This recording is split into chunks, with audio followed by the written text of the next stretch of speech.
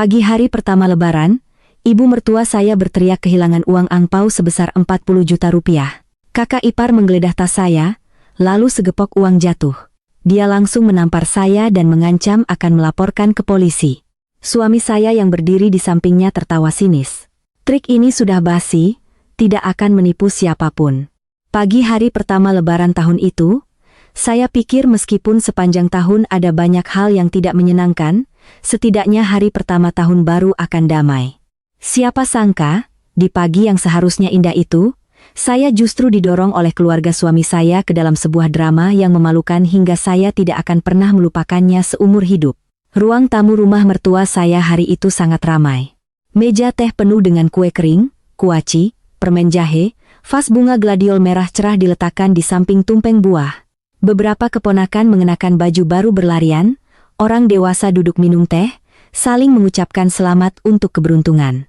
Suara tawa dan obrolan riuh, denting cangkir yang beradu pelan, dari halaman tercium samar aroma dupa tahun baru yang masuk. Terdengar seperti pemandangan keluarga yang sedang berkumpul. Saya adalah menantu bungsu di rumah itu, nama saya Maya.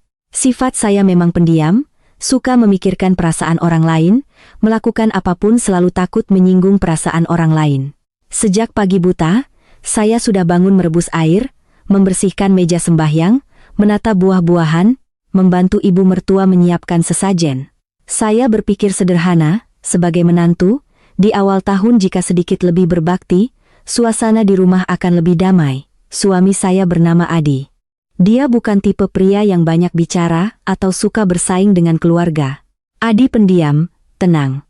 Terkadang sepanjang waktu dia hanya duduk mendengarkan tanpa ikut campur dalam percakapan. Tapi setelah lama hidup bersamanya, saya tahu dia adalah orang yang menyayangi istrinya. Dia tidak melindungi saya dengan kata-kata keras di depan umum, melainkan dengan diam-diam memperhatikan setiap hal kecil. Hanya saja karena dia pendiam, banyak orang di rumah mengira dia mudah dipengaruhi. Ibu mertua saya adalah Ibu Santi. Di luar, dia selalu berbicara tentang moral. Bahwa di rumah harus ada hierarki, menantu harus tahu sopan santun, saudara harus saling menyayangi. Tapi di dalam rumah, dia sangat membedakan. Kakak ipar saya, Rina, apapun yang dilakukannya selalu dipuji terampil. Sedangkan saya, meskipun bekerja keras, hanya mendapat satu kalimat, "Kamu anak bungsu, harusnya belajar dari kakakmu." Rina adalah istri dari kakak sulung, Bima. Mulutnya selalu manis, tangannya selalu cepat, tapi yang paling cepat dari dia adalah cepat-cepat melimpahkan bagian yang sulit kepada saya. Pagi itu, sebelum sembahyang, Ibu Santi sengaja memegang setumpuk uang baru dan memamerkannya kepada seluruh keluarga.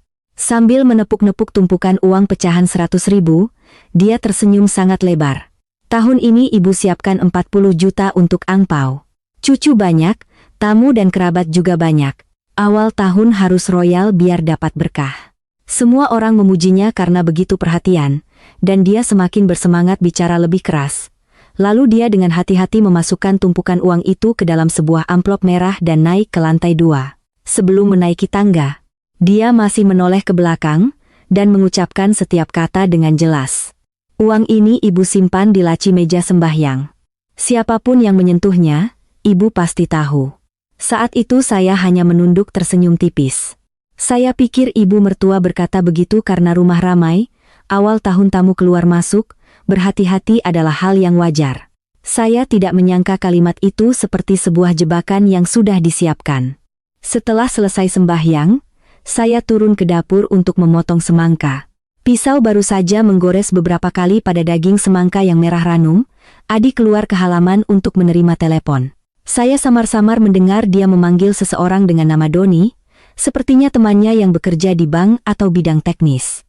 Saya tidak terlalu memperhatikan, hanya sibuk menata setiap potongan semangka di piring agar terlihat cantik, dalam hati berharap semoga hari ini tidak ada apa-apa yang membuat ibu mertua kesal. Tapi tepat saat itu, dari lantai 2 tiba-tiba terdengar teriakan melengking. Suara Ibu Santi yang tajam merobek suasana awal tahun. "Ya Tuhan, hilang. 40 juta uang angpauku hilang semua." Tangan saya berhenti di tengah jalan, ujung pisau hampir mengenai jari saya. Ruang tamu yang tadinya ramai seketika hening. Lalu terdengar suara kursi digeser, langkah kaki tergesa-gesa, suara orang saling bertanya. Bibi dan paman meninggalkan cangkir teh mereka, berlari ke lantai atas, lalu berbondong-bondong turun ke ruang tamu. Ibu Santi memegangi dadanya, wajahnya pucat pasi, mulutnya terus-menerus mengeluh, baru saja ditaruh di sini, baru saja. Amplop merah 40 jutaku hilang. Saya berdiri di pintu dapur, tangan saya masih basah oleh air semangka, jantung saya mulai berdebar kencang tanpa saya mengerti kenapa. Saat semua orang masih heboh, saya melihat tatapan Ibu Santi melirik sangat cepat ke arah saya. Hanya satu lirikan, tapi begitu dingin. Rasanya bukan seperti tatapan orang yang baru kehilangan uang dan panik, melainkan tatapan seseorang yang sedang menunggu saat yang tepat untuk menunjuk seseorang. Benar saja, Rina langsung melangkah maju. Dia meletakkan cangkir tehnya di meja, suaranya tidak keras tapi cukup untuk didengar oleh seluruh ruangan. Dari tadi pagi, aku lihat cuma Maya yang naik ke meja sembahyang paling awal. Coba ibu tanya baik-baik saja, pasti ketahuan. Seluruh ruangan seketika berbalik ke arah saya.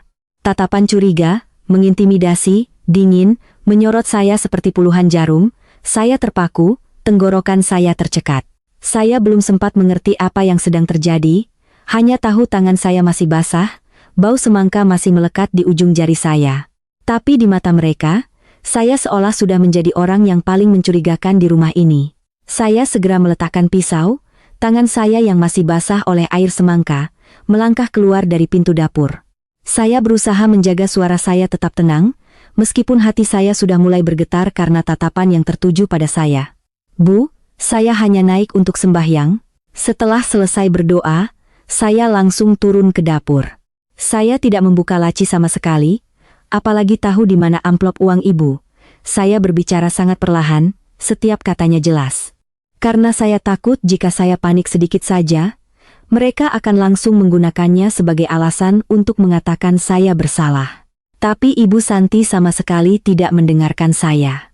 Dia berdiri di tengah ruang tamu, satu tangan memegangi dada, satu tangan menunjuk lurus ke wajah saya, suaranya tajam seperti pisau. Rumah ini dari tadi pagi yang keluar masuk semuanya orang dalam. Tidak ada yang hilang, tapi orang luar cuma ada satu. Kalimat orang luar itu menusuk lurus ke dada saya. 3 tahun menjadi menantu, 3 tahun saya dengan hormat memanggilnya ibu.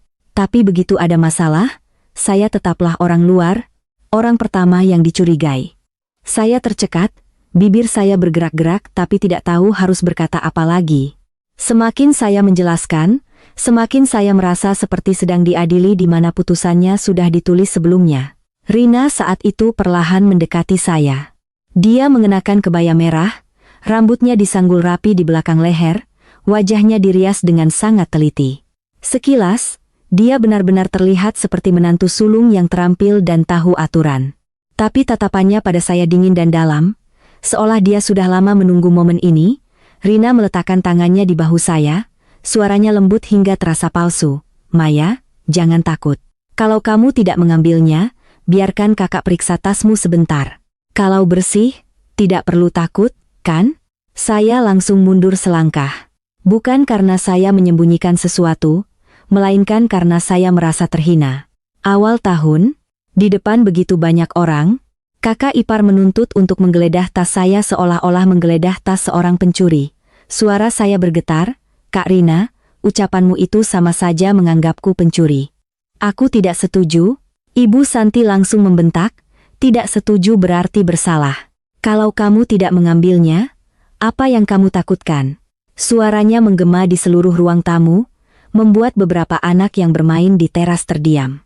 Kakak sulung, Bima, yang sedari tadi duduk di meja teh, juga berdiri, merapikan kerah bajunya lalu berkata seolah dia sangat adil. Maya, awal tahun jangan membuat ibu tidak senang. Buka saja tasmu biar semua orang lihat. Kalau tidak ada apa-apa, masalah selesai. Saya melihat Bima, lalu beralih ke bibi dan paman yang lain. Saya kira setidaknya akan ada seseorang yang membela saya, mengatakan tidak seharusnya menggeledah tas menantu di hari lebaran. Tapi tidak, ada yang menunduk minum teh, ada yang membuang muka, ada yang menatap saya dengan tatapan setengah curiga, setengah penasaran. Seorang bibi bahkan mendecakkan lidahnya, sudahlah, periksa saja biar jelas. Awal tahun kehilangan uang itu sial sekali. Tepat saat itu, Adi masuk dari halaman. Saya melihatnya, hati saya seperti menemukan sebatang jerami di tengah arus deras, tapi Adi hanya berdiri di pintu, matanya menyapu saya, "Rina," lalu berhenti lama pada tas yang saya peluk di depan dada. Dia tidak berkata apa-apa, juga belum melangkah maju untuk menengahi. Keheningannya membuat jantung saya berdebar kencang. Saya tidak mengerti mengapa dia hanya berdiri diam seperti itu. Rina, melihat saya masih ragu, langsung menyambar tas dari tangan saya. Saya panik mencoba menahannya, tapi dia lebih cepat. "Cuma periksa sebentar, Kok, kenapa kamu tegang sekali?" Sambil berkata, dia membuka resleting tas dengan sangat tegas. Gerakannya begitu cepat, tidak seperti orang yang memeriksa secara acak, melainkan seperti dia sudah tahu betul kompartemen mana yang harus dibuka lebih dulu. Lipstik saya jatuh ke lantai ubin, lalu tisu, gantungan kunci, dompet kecil, sebotol minyak angin pemberian ibu saya untuk sakit kepala. Setiap barang pribadi saya dilempar keluar di depan begitu banyak orang, membuat wajah saya memanas karena malu. Saya menunduk hendak memungutnya. Rina tiba-tiba berhenti, lalu dengan sengaja menarik kuat kompartemen samping di dalam tas. Segepok uang yang terlipat rapi jatuh dengan suara keras ke lantai keramik, semuanya pecahan 100.000 yang masih baru. Warna ungunya begitu mencolok hingga menyakitkan mata. Ruang tamu seketika hening. Hanya terdengar detak jam dinding. Setiap detiknya menghantam dada saya dengan dingin. Saya berdiri terpaku menatap tumpukan uang di kaki saya, pikiran saya kosong. Saya tidak tahu dari mana asalnya. Saya semakin tidak mengerti mengapa itu ada di dalam tas saya. Hanya beberapa detik kemudian, bisik-bisik mulai terdengar. "Ya ampun, benar ada, uang baru semua, pecahan 100.000. Jangan-jangan anak itu benar-benar mengambilnya?" Kata-kata itu menusuk telinga saya, seperti jarum. Ibu Santi maju, menunjuk tumpukan uang, lalu berteriak. "Nah, tertangkap basah masih mau mengelak, ini 40 jutaku, bukan? Baru hari pertama lebaran, di rumah sudah ada pencuri. Sungguh sial." Saya menggelengkan kepala berulang kali, air mata mengalir karena panik. "Bukan punya saya, Bu. Saya tidak tahu dari mana uang itu. Saya benar-benar tidak tahu." Tapi ucapan saya baru saja keluar sudah dipotong oleh suara Rina. Dia membungkuk, mengambil tumpukan uang, menepuk-nepuknya seolah takut kotor, lalu dengan sengaja mengangkatnya tinggi-tinggi di depan semua orang. Wajahnya saat itu tidak lagi lembut seperti semula. Sudut bibirnya sedikit terangkat, matanya berbinar dengan kemenangan yang sulit disembunyikan. Rina menatap saya, mengucapkan setiap kata dengan perlahan, "Adik ipar, miskin itu tidak salah. Tapi mencuri uang angpau di hari pertama lebaran itu keterlaluan." Kalimat itu membuat kaki saya lemas. Saya ingin membantah, ingin berteriak bahwa saya dijebak, tapi tenggorokan saya tercekat. Di tengah ruangan yang penuh dengan kerabat suami saya tiba-tiba merasa sangat sendirian. Seolah-olah hanya karena segepok uang yang jatuh, semua usaha saya selama 3 tahun ini terhapus begitu saja. Saya benar-benar menangis. Bukan tangisan keras untuk mencari simpati, melainkan air mata yang mengalir dengan sendirinya karena sedih dan takut. Saya melihat tumpukan uang di tangan Rina, lalu ibu mertua, tergagap tidak bisa membentuk kalimat, "Bu, saya tidak mengambil. Saya bersumpah tidak mengambil. Uang itu bukan punya saya. Pasti ada yang memasukkannya ke dalam tas saya." Tapi saya belum selesai bicara, Ibu Santi sudah maju. Plak, sebuah tamparan keras mendarat di wajah saya. Suaranya begitu nyaring di tengah ruang tamu, wajah saya terpelanting ke samping. Tamparan itu begitu keras hingga saya pusing. Telinga saya berdengung, pandangan saya menggelap selama beberapa detik. Pipi kiri saya panas seperti terbakar. Saya memegangi wajah saya, mundur terhuyung-huyung, lutut saya menabrak tepi meja teh dengan keras. Beberapa anak di teras ketakutan dan menangis. Orang dewasa terdiam, seolah tidak ada yang menyangka Ibu Santi akan langsung main tangan di pagi hari pertama lebaran. Tapi dia sama sekali tidak menyesal. Dia menunjuk wajah saya, suaranya bergetar karena marah, atau lebih tepatnya, karena dia ingin semua orang percaya bahwa dia benar-benar terluka. "Aku memberimu tempat tinggal di rumahku, memberimu makan lebaran bersama keluargaku. Tapi kamu tega mengambil uang angpau anak-anak, Li? 40 juta itu aku siapkan untuk cucu-cucuku, untuk kerabat sebagai berkah awal tahun. Bukan uang jatuh yang bisa kamu ambil seenaknya. Setiap kata yang diucapkannya jatuh seperti hantaman batu. Saya ingin menjelaskan, ingin mengatakan bahwa saya juga bagian dari keluarga ini. Saya bukan orang asing yang datang menumpang makan, tapi tenggorokan saya tercekat. Saya hanya bisa memegangi pipi saya yang sakit, air mata terus mengalir. Yang paling menyakitkan bukan tamparan itu, melainkan setelah tamparan itu, tidak ada satupun yang langsung maju dan mengatakan bahwa dia sudah keterlaluan. Mereka hanya menatap saya seolah melihat seseorang yang baru saja tertangkap basah melakukan perbuatan tercela. Rina berdiri di sampingnya, menghela napas pelan, suaranya terdengar sangat prihatin. Bu, tenang, Bu, awal tahun jangan main tangan. Sial nanti sekeluarga, masalah ini lapor polisi saja biar jelas, kalau Maya benar-benar dijebak, polisi pasti akan membersihkan namanya. Saya mengangkat kepala menatapnya. Kalimat itu di permukaan seperti membela, tapi setiap katanya justru mendorong saya lebih dalam. Lapor polisi di pagi hari pertama Lebaran, di depan kerabat, sementara uang baru saja jatuh dari tas saya. Itu sama saja dengan menempelkan stempel pencuri di dahi saya. Bima langsung menyahut dengan sangat cepat. Dia mengeluarkan ponselnya, mengetik di layar, lalu berkata dengan keras, "Baik, biar aku telepon polisi sektor. Keluarga kita tidak bisa membiarkan hal seperti ini berlalu begitu saja. Kehilangan uang di rumah masih mending, kehilangan tata krama dan wibawa keluarga baru masalah besar." Selesai berkata, dia bahkan melirik saya dengan tatapan menghina, seolah telah menangkap seekor ulat perusak sayuran. Mendengar itu, Ibu Santi semakin bersemangat. "Telepon? Meskipun hari pertama Lebaran, Ibu harus selesaikan masalah ini. Biar kita lihat, kalau polisi datang, apa dia masih bisa mengelak. Rumah ini selama bertahun-tahun tidak pernah ada pencurian. Sejak dia datang, ada saja masalah." Saya terperangah menatapnya. Hanya dalam beberapa menit, saya dari seorang menantu yang sedang memotong semangka di dapur, telah menjadi sumber segala kesialan di rumah ini. Saya gemetar menoleh mencari Adi. Dia masih berdiri di dekat pintu ruang tamu. Tatapannya tidak pada Ibu Santi, juga tidak pada Bima, melainkan pada tumpukan uang yang dipegang Rina. Wajahnya sangat aneh, begitu tenang hingga membuat saya semakin bingung. Saya melangkah ke arahnya, suara saya pecah, "Mas Adi, aku tidak mengambilnya. Aku benar-benar tidak mengambilnya. Kamu percaya padaku, kan?" Seisi ruangan seolah menahan napas menunggu jawaban suami saya. Saya samar-samar mendengar seseorang berbisik, "Kita lihat bagaimana si Adi menyelesaikannya."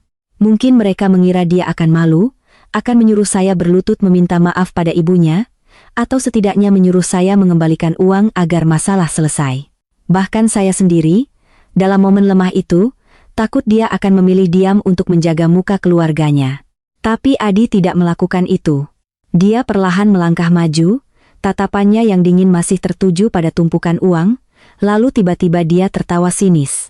Tawa yang tidak keras, tapi terdengar di tengah ruangan yang tegang seperti senar gitar, membuat semua orang terdiam. Itu bukan tawa gembira, apalagi tawa yang meremehkan saya. Dingin, tajam, dan begitu yakin seolah dia telah melihat sebuah pertunjukan yang kikuk. Adi mengangkat kepala, menatap lurus ke arah ibu mertua, lalu beralih ke Rina. Dia berkata sangat perlahan, setiap katanya jelas. "Trik ini sudah basi, tidak akan menipu siapapun." Ruang tamu seketika hening. Ibu Santi yang sedang berteriak-teriak pun terdiam di tengah jalan. Rina sedikit pucat, tangannya yang memegang tumpukan uang semakin erat, tapi hanya sesaat. Dia sudah berusaha meninggikan suaranya. "Adi, apa maksudmu bicara begitu? Uang jatuh dari tas istrimu di depan begitu banyak orang. Kamu masih mau membela bagaimana lagi?" Adi tidak langsung menjawab Rina. Dia melangkah ke depan saya, dengan lembut memegang siku saya, tangannya hangat dan kokoh, sangat kontras dengan hawa dingin yang menyelimuti ruangan. Dia melihat bekas merah di pipi saya, matanya menjadi gelap, lalu mengambil tisu di meja untuk menyeka air mata saya. Suaranya merendah, "Jangan takut, aku di sini." Kemudian Adi berbalik menghadap seluruh keluarga, wajahnya tidak lagi menunjukkan sedikit pun kelembutan, dia mengucapkan setiap kata dengan jelas. "Maksud saya adalah, siapa yang memasukkan uang ke dalam tas istri saya, orang itu tahu sendiri." Kalimat itu seperti pisau yang membelah atmosfer palsu di ruang tamu. Untuk pertama kalinya sejak dituduh, saya melihat Rina menghindari tatapan suami saya, dan Ibu Santi berdiri terpaku, bibirnya terkatup rapat, tangannya gemetar sangat pelan. Adi tidak terburu-buru membuka ponsel atau menunjukkan bukti. Semakin dia tenang, ruangan semakin tegang. Aku berdiri di sampingnya, satu pipi masih terasa panas, kedua tanganku dingin karena takut. Sementara Ibu Santi menatap tajam putranya, matanya bercampur antara marah dan bingung. Seolah dia tidak menyangka orang pertama yang merusak sandiwara ini adalah Adi. Dia perlahan menoleh ke ibunya, suaranya tidak tinggi tapi setiap katanya sangat jelas. Ibu bilang ibu kehilangan tepat 40 juta. Jadi, boleh aku tanya, bagaimana ibu membungkus uang itu? Ibu Santi terdiam sejenak, lalu langsung menjawab, semuanya uang baru, pecahan 100.000. Ibu bagi jadi 4 gepok, masing-masing 10 juta, diikat dengan karet gelang merah, dimasukkan ke dalam satu amplop merah. Dia bicara sangat cepat, seolah sudah menyiapkan jawaban itu sebelumnya. Adi mengangguk, lalu menoleh ke Rina, matanya tertuju pada tumpukan uang di tangannya. Jadi, tumpukan uang yang baru kakak ambil itu berapa? Kakak berani menghitungnya di depan semua orang? Rina sedikit terkejut, tangannya meremas tumpukan uang lebih erat, sudut bibirnya berkedut, tapi di depan begitu banyak pasang mata yang menatap, dia tidak bisa tidak menghitung.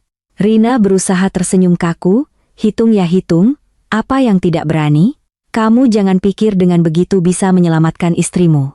Dia meletakkan tumpukan uang di meja teh, setiap lembar uang 100.000 yang baru terhampar di depan semua orang.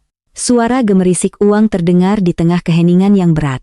1 juta, 2 juta, 5 juta, 10 juta, lalu berhenti di 12 juta. Setelah selesai menghitung, wajah Rina sedikit pucat tapi dia masih berusaha tenang. Adi bertanya lagi, berapa? Rina mengatupkan bibirnya, tidak menjawab. Seorang paman yang duduk di dekatnya menjawab, 12 juta. Seketika bisik-bisik terdengar, loh, Ibu Santi bilang kehilangan 40 juta. Kalau ini uang yang hilang, sisa 28 jutanya di mana? Atau mungkin bukan gepokan yang sama? Pertanyaan-pertanyaan itu membuat wajah Ibu Santi berubah. Dia buru-buru membentak, dia ambil belum sempat sembunyikan semua, pasti masih ada di kamarnya, di kopernya, di bajunya, mencuri tapi bodoh, baru pegang semua di tas. Aku mendengar itu, tercekat. Dia bicara seolah-olah hanya karena di tasku ada uang, aku sudah jadi pencuri, berapapun yang kurang, bisa dia karang sendiri alasannya. Adi tidak marah. Dia hanya menatap ibunya lama sekali, lalu berkata, aneh sekali. Ibu belum memeriksa kamarku, belum memeriksa kamar Mas Bima, belum bertanya pada siapapun. Tapi dari awal sampai sekarang, ibu yakin istriku yang mengambil, yakin sampai begitu melihat uang langsung menampar orang. Ibu Santi terdiam beberapa detik, Bima langsung menyela. Adi, bagaimana kamu bicara pada ibu? Uang jatuh dari tas istrimu, sekeluarga lihat, kamu masih mau memutarbalikan fakta? Adi menoleh ke kakaknya, tersenyum sinis. Aku hanya bertanya biar jelas. Hari pertama lebaran kehilangan uang itu masalah besar kan? Makanya harus lebih jelas. Jangan karena melihat ada yang pendiam, langsung dituduh. Rina saat itu melangkah maju, suaranya mulai lebih tajam. Kamu membela istrimu juga ada batasnya. Uang ada di tasnya, jatuh. Apa uang itu bisa jalan sendiri masuk ke sana? Atau maksudmu sekeluarga ini menjebak istrimu? Begitu pertanyaan itu terlontar, beberapa kerabat kembali menatap Adi seolah menunggu apakah dia berani bicara terus terang. Adi menatap Rina, tatapannya begitu tajam hingga aku melihatnya sedikit mundur. Dia berkata pelan tapi setiap katanya jelas, kakak menggeledah tas terlalu cepat. Cepat seperti sudah tahu uangnya ada di kompartemen mana. Seisi ruangan hening. Kalimat itu bukan tuduhan yang ribut, tapi menusuk tepat pada kejanggalan yang sedari tadi tidak ada yang perhatikan. Aku sendiri pun terkejut teringat, Rina tidak menggeledah sembarangan, dia membuka tas langsung menarik kompartemen samping, seolah tumpukan uang itu sudah diletakkan di tempat yang tepat untuk dia temukan. Rina membuka mulut hendak membantah tapi tidak langsung bisa. Bima langsung membanting tangannya ke meja, kamu keterlaluan, Adi. Dia itu kakak iparmu, dia membantu ibu mencari uang, dan kamu bicara seperti dia penjahat. Adi tidak melihat Bima, Hanya menjawab, kalau bersih, kenapa takut? Satu pertanyaan, kalimat itu membuat wajah Bima memerah. Dan Rina menunduk memungut kembali beberapa lembar uang. Tangannya gemetar sedikit meskipun dia coba sembunyikan.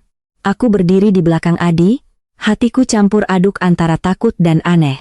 3 tahun menjadi menantu, aku sudah terbiasa menunduk agar rumah tangga tenang. Aku juga terbiasa dengan citra Adi yang diam setiap kali ibu mertua meninggikan suara, mengira dia mengalah karena sayang pada ibunya. Tapi hari ini, di hari pertama Lebaran, di depan seluruh kerabat, dia berdiri melindungiku, setiap kata-katanya menarik kebenaran dari selubung kepalsuan, tapi Adi belum berhenti, dia mengeluarkan ponsel dari sakunya, seisi rumah langsung tegang. Ibu Santi membentak, "Kamu mau telepon siapa? Telepon polisi untuk membela istrimu?" Adi tidak menjawab ibunya. Dia menelepon sebuah nomor di kontaknya, menyalakan loudspeaker, lalu meletakkan ponselnya di meja teh. Hanya beberapa dering, di seberang sana ada yang menjawab. Suara seorang pria terdengar, "Halo, Adi." Adi berkata singkat, "Doni, kirimkan aku rekaman CCTV koridor jam 6.40 pagi. Benar, rekaman di depan kamar tidur kami. Kirim langsung lewat pesan."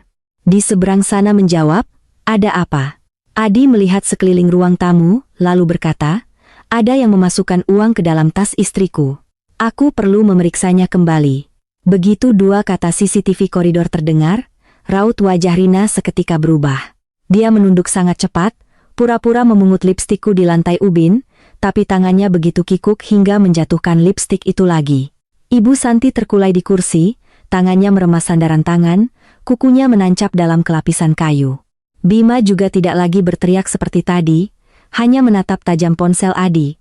Aku berdiri di samping suamiku, jantungku berdebar kencang hingga terdengar di telinga. Untuk pertama kalinya sejak dituduh, aku melihat kepanikan tidak lagi ada di wajahku, melainkan mulai muncul di wajah orang-orang yang baru saja dengan lantang menuduhku. Ponsel Adi masih tergeletak di meja teh. Layarnya yang mati lalu menyala mengikuti setiap notifikasi kecil membuat seisi ruang tamu seolah ditarik tegang sedikit demi sedikit. Tidak ada lagi yang menyebut soal memanggil polisi, juga tidak ada lagi yang berani menyuruhku menunduk meminta maaf seperti tadi. Semua pandangan saat ini tertuju pada ponsel suami saya, seolah-olah hanya dengan satu dering saja, segalanya tidak akan bisa kembali seperti semula. Adi menoleh ke arahku, tatapannya melembut, sangat berbeda dengan ekspresi dingin saat menghadapi ibu dan kakak-kakaknya. Dia mengulurkan tangan, menyentuh sangat pelan pipiku yang masih merah, suaranya dalam tapi serak. "Maafkan aku." Aku tertegun. Adi menatap lurus ke mataku dan melanjutkan, "Aku minta maaf karena membiarkanmu menerima tamparan itu. Tapi jika aku langsung menghalanginya, mereka akan bilang aku membela istri secara buta. Aku butuh mereka berakting sampai akhir agar semua orang bisa melihat dengan jelas." Mendengar kalimat itu, hatiku terasa sakit sekaligus sedih. Sebagian dari diriku masih menyalahkannya karena membiarkanku berdiri sendirian terlalu lama. Tapi saat menatap mata Adi, aku tidak melihat sikap dingin atau keraguan. Aku hanya melihat penyesalan yang sangat dalam yang dia tahan. Dia tidak meninggalkanku. Dia diam bukan karena tidak percaya padaku, melainkan karena dia sedang menunggu saat di mana orang-orang itu tidak bisa lagi mengelak. Ibu Santi mendengar itu, tertawa sinis. "Hebat sekali. Sekarang masih bisa berpura-pura jadi suami yang mulia. Kamu bicara seolah-olah seluruh keluarga ini bersekongkol menjebak istrimu." Adi kembali menatap ibunya, suaranya tetap sangat tenang. "Aku tidak bilang seluruh keluarga. Aku hanya bilang siapa yang melakukannya, orang itu tahu sendiri." Kalimat itu membuat Rina yang sedang berdiri di dekat meja teh tiba-tiba menunduk merapikan ujung kebayanya, tapi jari-jarinya sudah gemetar terlihat jelas. Adi perlahan bercerita. Bukan untuk membela diri, melainkan seperti sedang menyusun setiap kepingan puzzle ke tempatnya. Beberapa hari sebelum Lebaran, aku sudah melihat Kak Rina beberapa kali mondar-mandir di depan kamar kami. Awalnya aku pikir dia hanya lewat karena rumah ramai. Tapi suatu kali aku naik dari dapur, melihat kakak berdiri di dekat pintu kamar kami, tangannya bahkan sudah di gagang pintu. Begitu melihatku, kakak bilang sedang mencari toilet. Rina langsung mengangkat kepala, "Rumah seramai itu? Aku salah jalan, apa anehnya?" Adi mengangguk, "Sekali aneh sedikit, 3 kali aneh banyak." Ruang tamu kembali hening, Aku tanpa sadar teringat beberapa hari menjelang Lebaran. Memang suatu hari aku melihat tasku terletak sedikit miring di meja rias. Saat itu aku hanya mengira aku terburu-buru jadi meletakkannya tidak rapi. Adi menatapku lalu melanjutkan, Maya punya kebiasaan kecil. Selesai menggunakan tas, resletingnya selalu ditarik rapat ke kanan. Tapi sore tanggal 29, aku lihat resleting tasmu ditarik miring ke kiri. Aku tanya, kamu bilang mungkin kamu lupa. Saat itu aku juga belum yakin apa-apa. Aku tertegun. Hal sekecil itu, bahkan aku sendiri tidak memperhatikan, tapi dia ingat. Ibu Santi kesal memotong, resleting tas miring juga jadi bukti. Kamu anggap rumah ini sarang pencuri? Adi tidak berubah raut. Resleting tas miring bukan bukti, tapi itu pertanda.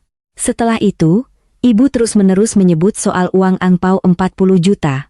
Menyebut berkali-kali, menyebut soal disimpan di laci meja sembahyang, menyebut seolah ingin semua orang ingat uang itu ada. Saat itu aku mulai merasa semuanya tidak normal. Bima tertawa sinis, kamu terlalu banyak berhayal. Ibu punya uang angpau ya ibu pamer. Lebaran, siapa yang tidak begitu? Adi menatap kakaknya, tatapannya menajam. Mas, kalau hanya pamer, ibu tidak perlu menatap istriku setiap kali menyebut uang itu. Kalimat itu membuat wajah Bima menjadi gelap. Dia hendak membalas tapi tidak menemukan kata yang cukup kuat, hanya berbalik, mengisap rokok khayalan, lalu meremas amplop angpau di tangannya.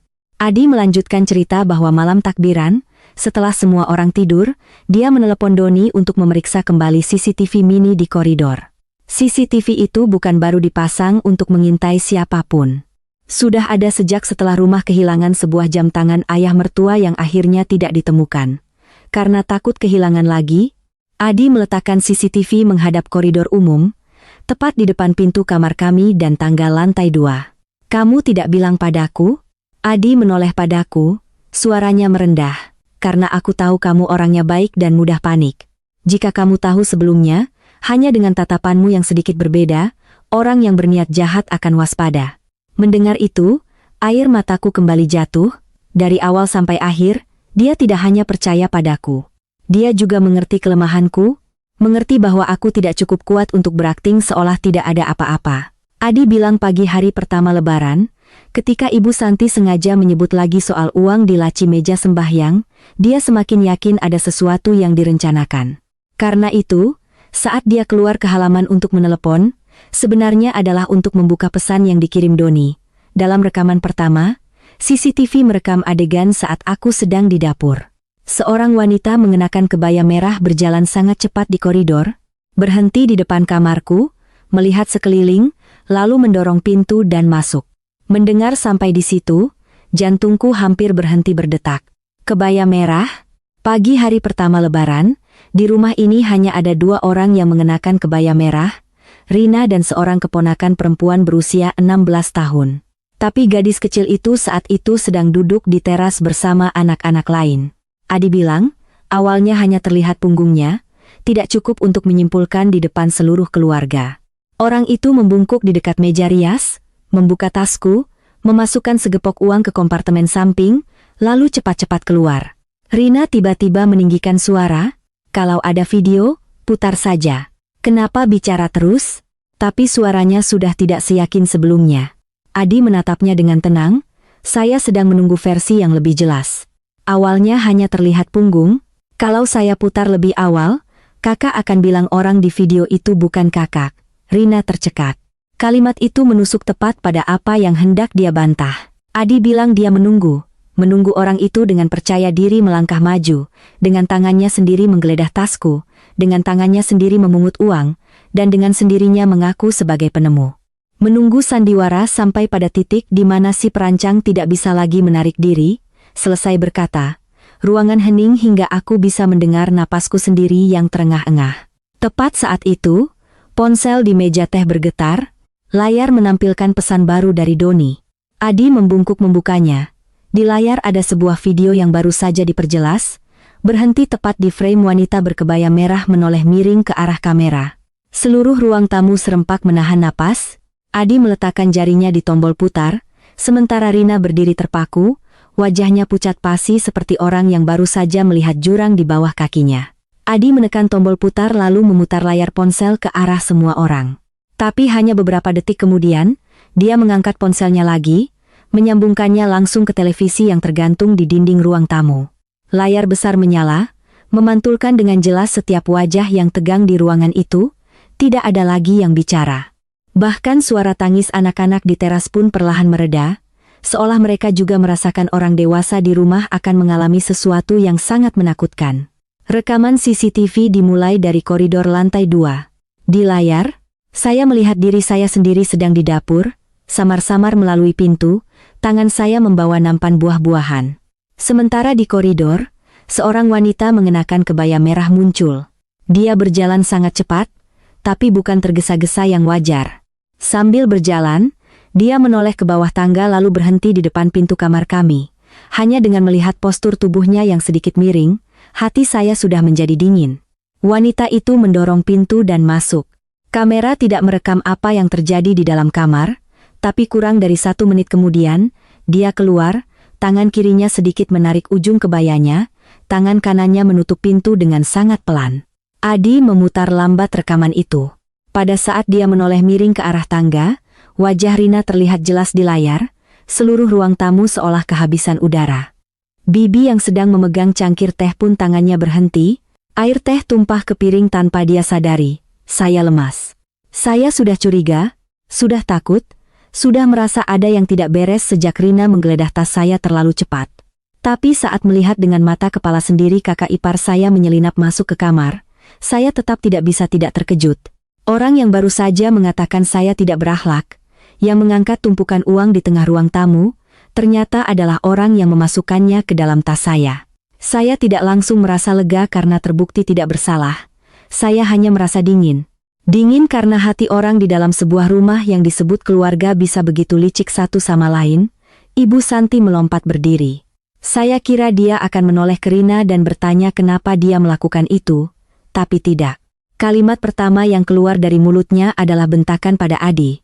Kamu pasang CCTV di rumah tanpa memberitahu siapapun? Kamu anggap rumah ini tempat untuk mengintai kerabat? Saya menatapnya, tidak percaya. Uang di tas saya dimasukkan oleh Rina. Saya baru saja ditampar olehnya di depan kerabat. Tapi hal pertama yang dia pedulikan adalah soal Adi memiliki CCTV. Adi tertawa dingin. Tawa itu membuat wajah Ibu Santi semakin tidak enak dilihat. Dia berkata, kalau tidak ada CCTV, hari ini istriku benar-benar jadi pencuri. Saat itu, apa ibu akan bertanya siapa yang mengintai siapa? Ibu Santi membuka mulut tapi belum sempat menjawab, Bima sudah maju. Dia mengangkat tangan hendak merebut ponsel Adi, matanya merah. Kemari kan. Siapa yang izinkan kamu merekam istriku secara diam-diam? Adi mencondongkan tubuhnya, menghindar dengan sangat cepat. Satu tangan memegang ponsel, tangan lainnya mendorong Bima mundur. Bima terhuyung-huyung menabrak meja, beberapa amplop angpau jatuh berantakan ke lantai. Adi menatap lurus ke kakaknya, suaranya merendah, Mas, jangan berakting lagi. Istrimu baru saja memasukkan uang ke dalam tas istriku. Kamu tidak bertanya pada istrimu sepatah kata pun, malah buru-buru merebut bukti. Apa yang kamu takutkan? Pertanyaan itu membuat Bima tercekat. Wajahnya memerah, urat di lehernya menonjol, tapi dia tidak lagi seberani tadi. Rina berdiri di tengah ruangan, bibirnya bergetar, lalu tiba-tiba dia menangis. Air matanya mengalir sangat cepat seolah hanya menunggu saat yang tepat untuk jatuh. Rina berlutut di samping Ibu Santi, memeluk kakinya, suaranya tersedu-sedu, Bu, aku tidak sengaja. Aku hanya mau menakut-nakuti Maya. Aku tidak menyangka semuanya jadi begini. Seluruh ruangan langsung riuh. Menakut-nakuti? Menakut-nakuti dengan cara memasukkan uang ke dalam tas orang lain, membiarkan sekeluarga menggeledah tas, membiarkan ibu mertua menampar menantu di pagi hari pertama lebaran, lalu mengancam akan memanggil polisi. Bibi membanting cangkir tehnya ke meja, suaranya bergetar karena marah. Menakut-nakuti macam apa yang menuduh orang mencuri di awal tahun? Kamu anggap kehormatan orang itu lap dapur? Mau dibuang kemana saja? Rina semakin menangis keras. Tapi tangisan kali ini tidak lagi membuat orang iba. Rasanya lebih seperti tangisan orang yang tertangkap basah daripada orang yang menyesal. Saya menatapnya, tenggorokan saya tercekat. Jika tidak ada Adi, Jika tidak ada rekaman CCTV ini, apakah dia akan berlutut meminta maaf? Atau dia akan terus berdiri di sana menyebut saya pencuri? Terus mendorong saya ke kantor polisi di hari pertama tahun baru? Adi belum berhenti. Dia mengambil remote, memutar mundur video sekitar 15 menit. Semuanya lihat lagi. Jangan terburu-buru percaya kalimat aku hanya mau menakut-nakuti. Layar menampilkan kembali tangga lantai 2. Kali ini Rina berdiri di sudut tersembunyi dekat vas bunga besar. Ibu Santi keluar dari ruang sembahyang, tangan memegang segepok uang yang terlipat rapi. Keduanya berdiri berbicara sangat lama.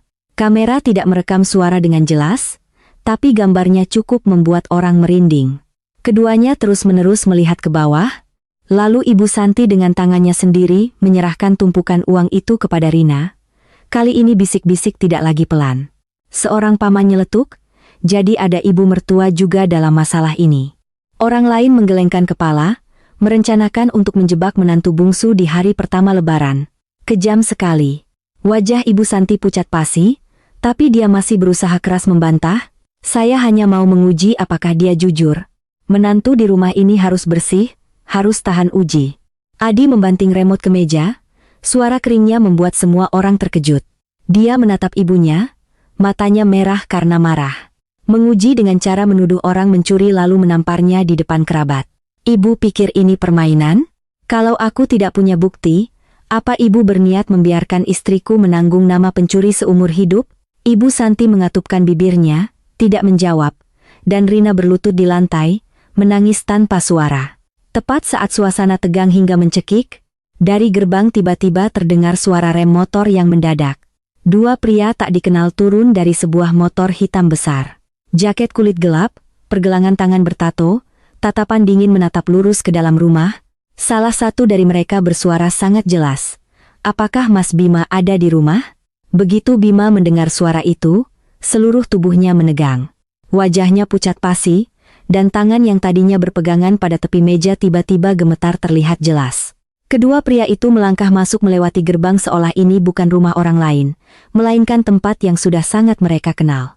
Pria yang di depan, berperawakan pendek dan kekar, mengenakan kalung emas besar, di tangannya ada setumpuk kertas yang terlipat dua.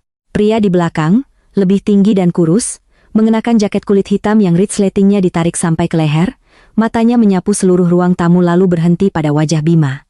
Tanpa perlu diperkenalkan, hanya dengan melihat raut wajah Bima saat itu, saya sudah bisa menebak mereka datang bukan untuk mengucapkan selamat lebaran. Pria yang pendek dan kekar itu berdiri tepat di tengah halaman, suaranya lantang, "Di mana Mas Bima?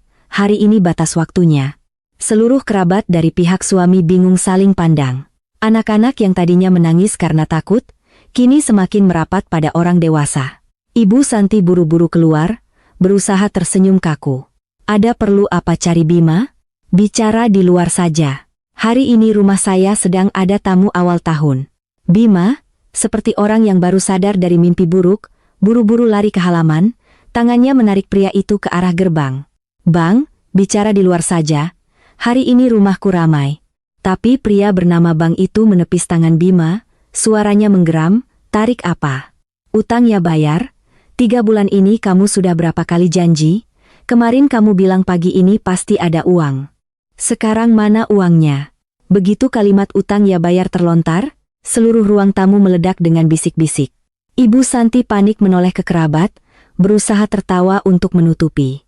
"Tidak ada apa-apa, teman bisnis Bima saja. Awal tahun orang kan tidak sabaran soal uang barang?" Tapi pria itu tidak membiarkannya berakting lebih jauh. Dia melangkah masuk ke ruang tamu, meletakkan tumpukan kertas di meja teh dengan suara keras, membuat beberapa amplop angpau merah yang tersisa bergetar. "Bisnis apa? Pinjaman 300 juta? 3 bulan belum bayar bunga sepeser pun. Hari ini masih mau tutup pintu lebaran?" Pria itu mengucapkan setiap kata dengan jelas, tidak memandang siapapun. Suasana yang baru saja tegang karena masalah saya dituduh, kini dilempari lagi dengan batu besar yang membuat semua orang terdiam. Seorang paman yang duduk di dekat meja teh, langsung mengambil tumpukan kertas itu, membacanya, wajahnya menjadi gelap. Saya menoleh ke Adi. Baru saat itulah saya mengerti kenapa dari awal dia begitu tenang hingga menakutkan. Ternyata masalah 40 juta itu bukan hanya sekadar tuduhan kecil untuk mempermalukan saya. Itu berkaitan dengan sesuatu yang lebih besar, lebih kotor, dan ditutupi dengan lebih rapat. Adi menatap Bima, suaranya menjadi dingin. Ini baru alasan ibu dan Kak Rina merencanakan jebakan untuk istriku, kan? Bima berteriak seolah ingin menutupi rasa takutnya dengan suara keras. Kamu tahu apa ikut campur? Urusanku tidak ada hubungannya denganmu. Adi melangkah maju, menghalangi di depanku. Tidak ada hubungannya. Kamu membiarkan istrimu memasukkan uang ke dalam tas istriku, membiarkan ibu menampar istriku, lalu mau menjadikannya pencuri di depan seluruh keluarga. Kamu masih bilang tidak ada hubungannya? Ibu Santi berteriak. Adi, diam. Urusan keluarga kita kamu mau biarkan orang luar dengar semua?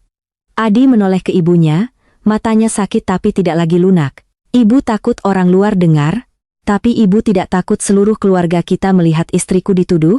Ibu mau menjadikan istriku pencuri agar kami berdua pindah dari rumah, agar tidak menghalangi masalah rumah ini lagi, kan? Bibi yang duduk di sampingnya terkejut berdiri. Adi, apa maksudmu? Rumah apa lagi? Adi menunjuk ke lantai 2, tempat ruang sembahyang baru saja menjadi lokasi kehilangan uang. Rumah ini sedang diam-diam ibu jual untuk membayar utang Mas Bima. Tapi karena aku juga ikut menyumbang uang renovasi, perabotan di dalam rumah ada bagian kami berdua. Jadi, kalau mau menjual dengan lancar, pertama-tama harus membuat istriku mendapat nama buruk agar kami pergi dengan sendirinya. Bohong, teriak Ibu Santi, wajahnya memerah. Kamu bicara sembarangan, aku ibumu. Aku jual rumah atau tidak? Apa harus lapor padamu? Seorang paman dengan wajah serius bertanya. Santi, kamu benar-benar mau jual rumah? Kenapa kerabat tidak ada yang tahu? Ibu Santi terdiam. Hanya jeda singkat itu sudah cukup membuat semua orang mengerti, Adi tidak bicara sembarangan. Bima, seperti didorong ke sudut, tiba-tiba maju dan melayangkan tinju ke arah Adi. Saya berteriak, tapi Adi menghindar dengan sangat cepat. Bima kehilangan keseimbangan, didorong balik oleh Adi, seluruh tubuhnya menabrak meja kue, membuat nampan kuaci, permen, dan cangkir teh jatuh berantakan ke lantai. Pemandangan pagi pertama Lebaran yang seharusnya hangat, kini tidak berbeda dengan medan perang. Rina saat itu memeluk anak kecilnya sambil menangis, suaranya pilu. Mas Bima terpaksa pinjam uang. Dia anak sulung, tekanannya banyak. Adi, kasihanilah kami sekali ini. Adi menoleh tajam padanya, suaranya membentak untuk pertama kalinya sejak pagi. Terpaksa sampai merencanakan jebakan untuk menuduh orang lain mencuri demi menjaga gengsi. Terpaksa sampai membiarkan istriku ditampar di depan sekeluarga. Pria bernama Bang yang berdiri di sampingnya tiba-tiba tertawa sinis. Tekanan anak sulung apa? Biar sekeluarga tahu saja. Mas Bima pinjam uang bukan untuk bisnis. Setengah tahun ini dia judi bola online, kalah terus-menerus. Semalam masih berlutut minta saya tunda pembayaran, bilang pagi ini pasti dapat uang. Sekarang malah pura-pura kumpul keluarga awal tahun. Seluruh ruang tamu gempar. Anak sulung teladan, pria yang selalu Ibu Santi banding-bandingkan dengan Adi, ternyata meminjam uang untuk berjudi. Ibu Santi berdiri terpaku, bibirnya gemetar. Dan Bima menunduk, tidak berani menatap siapapun. Saya menoleh ke Adi, tangan saya masih gemetar karena takut. Tapi dalam hati saya mulai mengerti dengan jelas, jebakan yang ditujukan pada saya bukan hanya untuk menutupi kehilangan uang. Itu dibuat untuk menyelamatkan gengsi seluruh rumah yang sudah keropos dari dalam. Setelah ucapan si penagih utang, ruang tamu seolah disiram air dingin. Beberapa menit yang lalu, Ibu Santi masih berteriak-teriak menuntut polisi menangkapku karena uang angpau 40 juta. Tapi sekarang, di hari pertama Lebaran, di depan kerabat dari kedua belah pihak, orang-orang tahu putra sulungnya meminjam 300 juta untuk judi bola. Topeng keluarga terhormat dan bermartabat yang selama ini dia jaga, tiba-tiba retak hanya dalam satu pagi. Ibu Santi berdiri terpaku beberapa detik, lalu tiba-tiba suaranya berubah sangat cepat. Dia tidak lagi membentak, tidak lagi menunjuk wajahku. Dia menoleh ke Adi, air matanya mengalir seolah sudah disiapkan. Adi, bagaimanapun dia adalah kakak kandungmu. Kamu adiknya, apa kamu tega melihat kakakmu mati? Dia salah, ibu tahu dia salah. Tapi darah lebih kental dari air, kamu tidak bisa meninggalkannya. Aku menatapnya, merinding. Wanita yang sama yang baru saja menamparku, yang menyebutku pencuri di depan sekeluarga. Sekarang dia menangis seolah dialah yang paling patut dikasihani. Rina, mendengar ibu mertuanya berkata begitu, langsung berlutut di depan Adi. Dia memeluk kakinya, suaranya terseduh-seduh, "Aku mohon padamu, selamatkan keluarga kami sekali ini. Anakku masih kecil, apa kamu tega melihatnya kehilangan ayah? Aku tahu aku salah, aku terpaksa karena terdesak." Aku berdiri di belakang Adi, hatiku bimbang.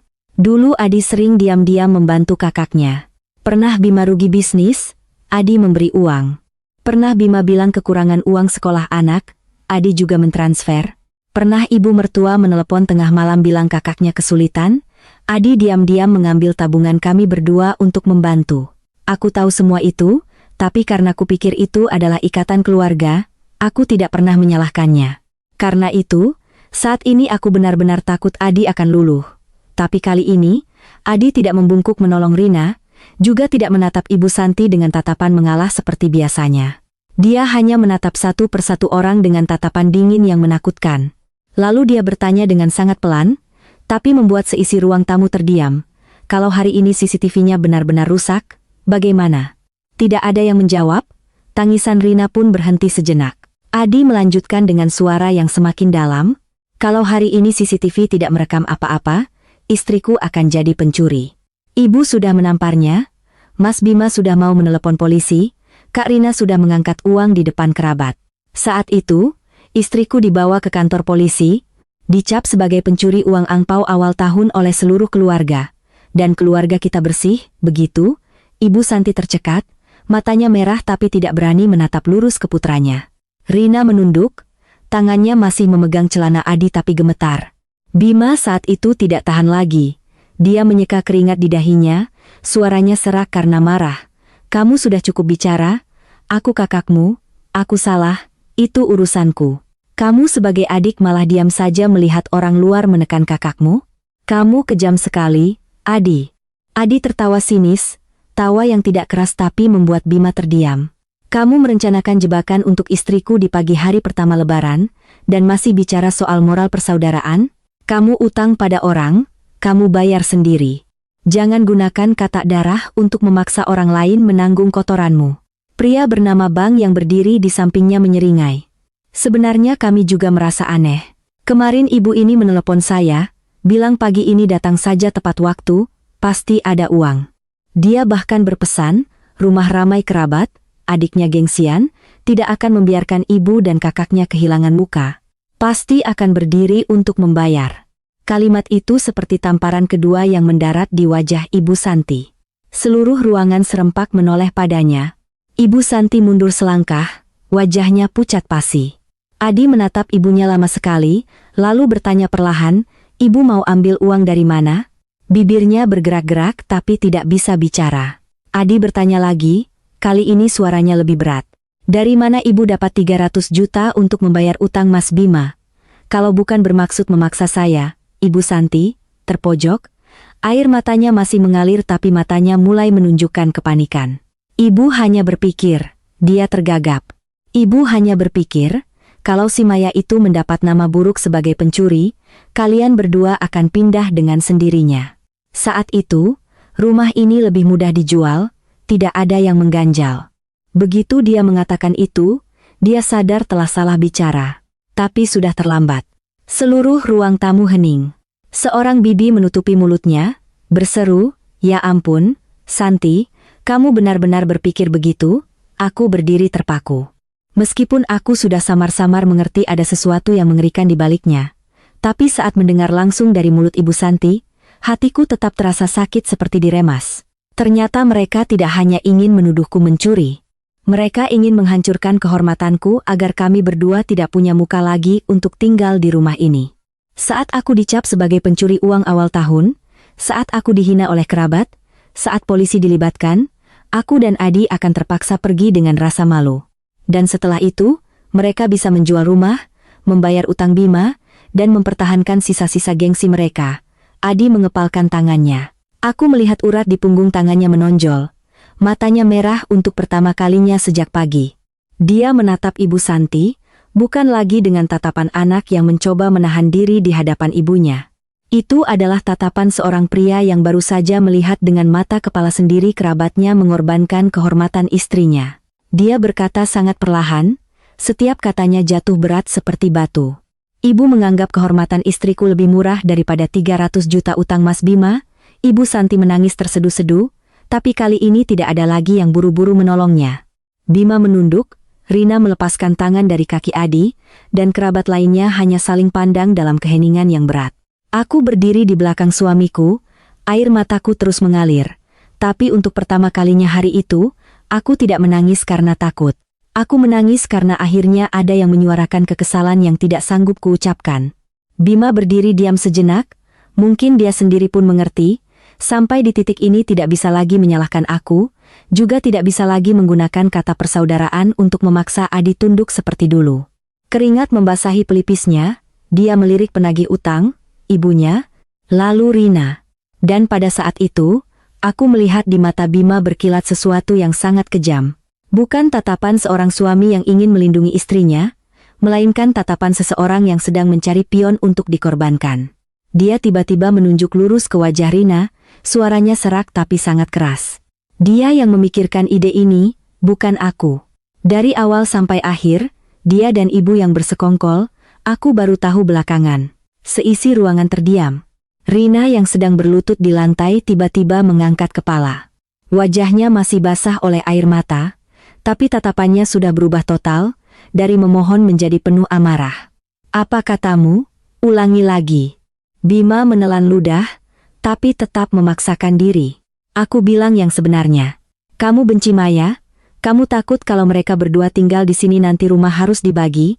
Makanya kamu merencanakan jebakan untuk memasukkan uang ke dalam tasnya. Rina tertawa. Tawa yang aneh dan mengerikan. Dia bangkit berdiri, kebaya merahnya kusut, rambutnya yang disanggul sudah terurai beberapa helai ke wajah.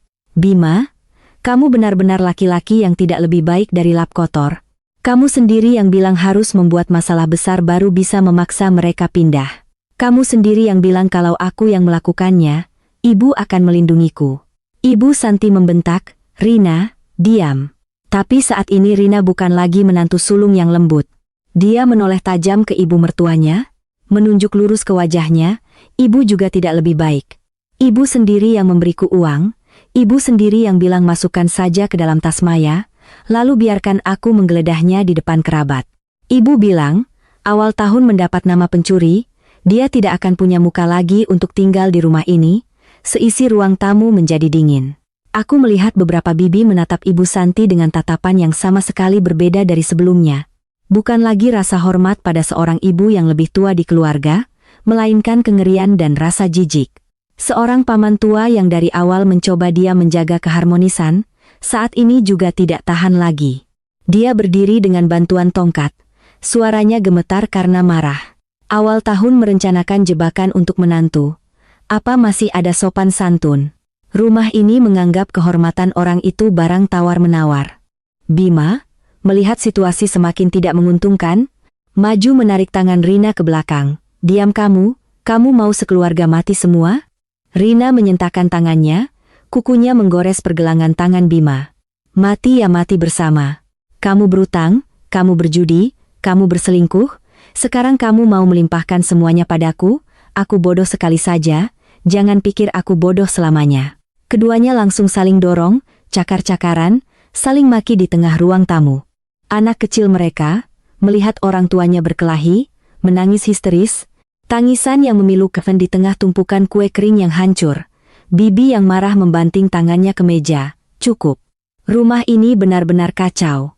Hari pertama lebaran seperti pasar yang bubar. Beberapa kerabat buru-buru melerai Bima, sementara Ibu Santi maju untuk menahan Rina. Tapi Rina saat ini seperti orang kesetanan, menepis keras tangan Ibu Santi hingga dia terhuyung-huyung jatuh ke kursi. Ibu Santi memegangi dadanya, wajahnya pucat pasi, tapi kali ini tidak banyak lagi yang buru-buru menolongnya. Mungkin semua sudah melihat dengan jelas, semua tangisan, semua kata-kata moral dari pagi tadi hanyalah selubung untuk sebuah konspirasi yang terlalu kejam. Aku berdiri di belakang Adi, seluruh tubuhku membeku. Wanita yang setiap hari mengajariku bahwa menjadi menantu harus sabar, harus mengalah, harus menjaga muka keluarga suami. ternyata adalah orang yang menjadikan mukaku sebagai korban. Tepat saat itu, pria bernama Bang yang berdiri di sampingnya tiba-tiba tertawa sinis. Dia memungut sebutir kuaci yang jatuh di meja, memutarnya di tangannya, lalu berkata, "Lo, baru bertengkar sekarang? Tadi pagi ibu ini masih menelepon, bilang suruh kami datang ramai-ramai biar anak-anaknya takut dan bayar utang." Kalimat itu seolah memotong semua suara di ruangan. Ibu Santi mengangkat kepala, bibirnya gemetar. Bima juga berhenti, dan Rina yang sedang menangis pun terdiam. Adi menatap pria itu dan bertanya perlahan, "Bisa Anda jelaskan lebih lanjut?" Bang mengangkat bahu. "Ibu ini bilang hari ini rumahnya ramai kerabat. Kalau kami datang di saat yang tepat, si Bima itu terdesak, si Adi karena gengsi pada ibu dan kerabat, pasti akan berdiri untuk membayar. Dia bahkan bilang, kamu punya pekerjaan mapan, sayang pada ibu, tidak akan meninggalkan kakakmu." Setiap kata yang diucapkannya seperti mengupas lapisan terakhir dari kebenaran. Aku menoleh ke Ibu Santi, dia tidak berani menatapku, juga tidak berani menatap Adi. Ternyata bukan hanya tuduhan padaku yang direncanakan, bahkan kemunculan penagih utang di saat rumah ramai juga masuk dalam perhitungan. Dia ingin menggunakan kerabat sebagai tekanan, menggunakan nama burukku sebagai alasan, menggunakan gengsi Adi sebagai tali untuk mengikatnya menanggung utang menggantikan Bima. Adi terdiam beberapa detik, lalu tiba-tiba melepas gantungan kunci dari sakunya dan meletakkannya di meja teh. Suara logam yang beradu dengan kaca terdengar dingin. Ibu Santi panik mengangkat kepala. "Adi, apa yang kamu lakukan?" Adi menatap ibunya, suaranya tenang hingga menyakitkan. "Mulai hari ini, rumah ini tidak ada lagi hubungannya dengan kami berdua." Ibu Santi berdiri menarik tangannya. "Tidak boleh. Kamu anakku, kamu tidak boleh meninggalkan rumah karena seorang perempuan." Untuk pertama kalinya dalam hidupnya, Adi menepis tangan ibunya. Tidak keras, tapi tegas. Ibu yang sesungguhnya tidak akan menjadikan menantunya pencuri untuk menyelamatkan gengsi anak sulungnya. "Ibu sudah memilih Mas Bima, silakan ibu terus dengan pilihan ibu." Ruang tamu tenggelam dalam keheningan yang berat, seolah-olah jika ada yang bernapas sedikit saja, segalanya akan pecah berkeping-keping. Aku kira itu adalah puncak dari pagi yang mengerikan ini. Tapi tepat saat itu, dari gerbang kembali terdengar suara rem mobil yang mendadak. Sebuah mobil hitam berhenti tepat di depan halaman. Begitu Bima melihat keluar, wajahnya pucat pasi, kakinya seolah lemas. Rina menoleh ke suaminya, suaranya gemetar, "Siapa lagi?" Bima tidak menjawab. Dia hanya mundur selangkah, seolah-olah orang yang baru datang itu adalah mimpi buruk yang paling dia takuti. Mobil hitam itu berhenti tepat di depan gerbang, suara remnya melengking kering di halaman rumah yang masih berantakan dengan kue kering dan amplop angpau yang berserakan. Pintu mobil terbuka, seorang wanita berusia sekitar 30-an turun. Dia mengenakan mantel wol berwarna krem, rambutnya bergelombang, di tangannya ada sebuah parsel lebaran yang mahal. Tapi wajahnya jelas menunjukkan kemarahan. Hanya dengan melihat caranya masuk, aku sudah tahu dia bukan datang untuk mengucapkan selamat lebaran. Begitu melihat wanita itu, Rina terpaku seperti batu, dan Bima tergagap, wajahnya pucat pasi. "Dian, kenapa kamu kesini?" Nama Dian baru saja keluar dari mulut Bima. Aku melihat Rina menoleh tajam ke suaminya. Di matanya ada kecurigaan, kemarahan, dan juga ketakutan seseorang yang baru menyadari dirinya telah ditipu habis-habisan. Dian langsung masuk ke halaman, tidak menyapa siapapun, juga tidak perlu berbasa-basi. Dia melemparkan parsel lebaran itu ke dada Bima, suaranya pecah karena marah. "Kamu masih berani tanya kenapa aku kesini? Kamu janji setelah lebaran akan menceraikan istrimu untuk menikahiku. Sekarang kamu kabur dari utang, mematikan ponsel seminggu, membiarkanku dengan perut buncit mencarimu kemana-mana." Kalimat itu seperti petir yang menyambar di tengah halaman rumah mertuaku. Rina menjerit, maju menerkam rambut Dian. "Jalang, apa katamu? Ulangi lagi." Dian juga tidak mau kalah, menepis tangan Rina lalu mendorongnya mundur. Kedua wanita itu saling serang di tengah tangisan histeris anak-anak, kepanikan kerabat yang mencoba melerai, dan teriakan Ibu Santi yang menyuruh Bima melerai istrinya. Adi langsung berdiri di depanku, menarikku mundur ke arah pintu agar tidak terkena imbas. Bima panik mencoba melerai keduanya, tapi Dian berhasil melepaskan diri, mengeluarkan setumpuk foto dari tasnya dan melemparkannya ke halaman. Kamu takut orang tahu? Biar seluruh keluargamu lihat dengan jelas. Ini foto kamu membawaku liburan, ini tagihannya. Ini transferan untuk membeli tas, emas, ponsel. Kamu bilang padaku uang itu uang bisnis, ternyata uang pinjaman, uang judi, uang yang kamu tipu dari istri dan anakmu. Foto-foto itu berserakan di bawah kaki semua orang. Di foto, Bima memeluk Dian di sebuah resor, tersenyum sangat lebar.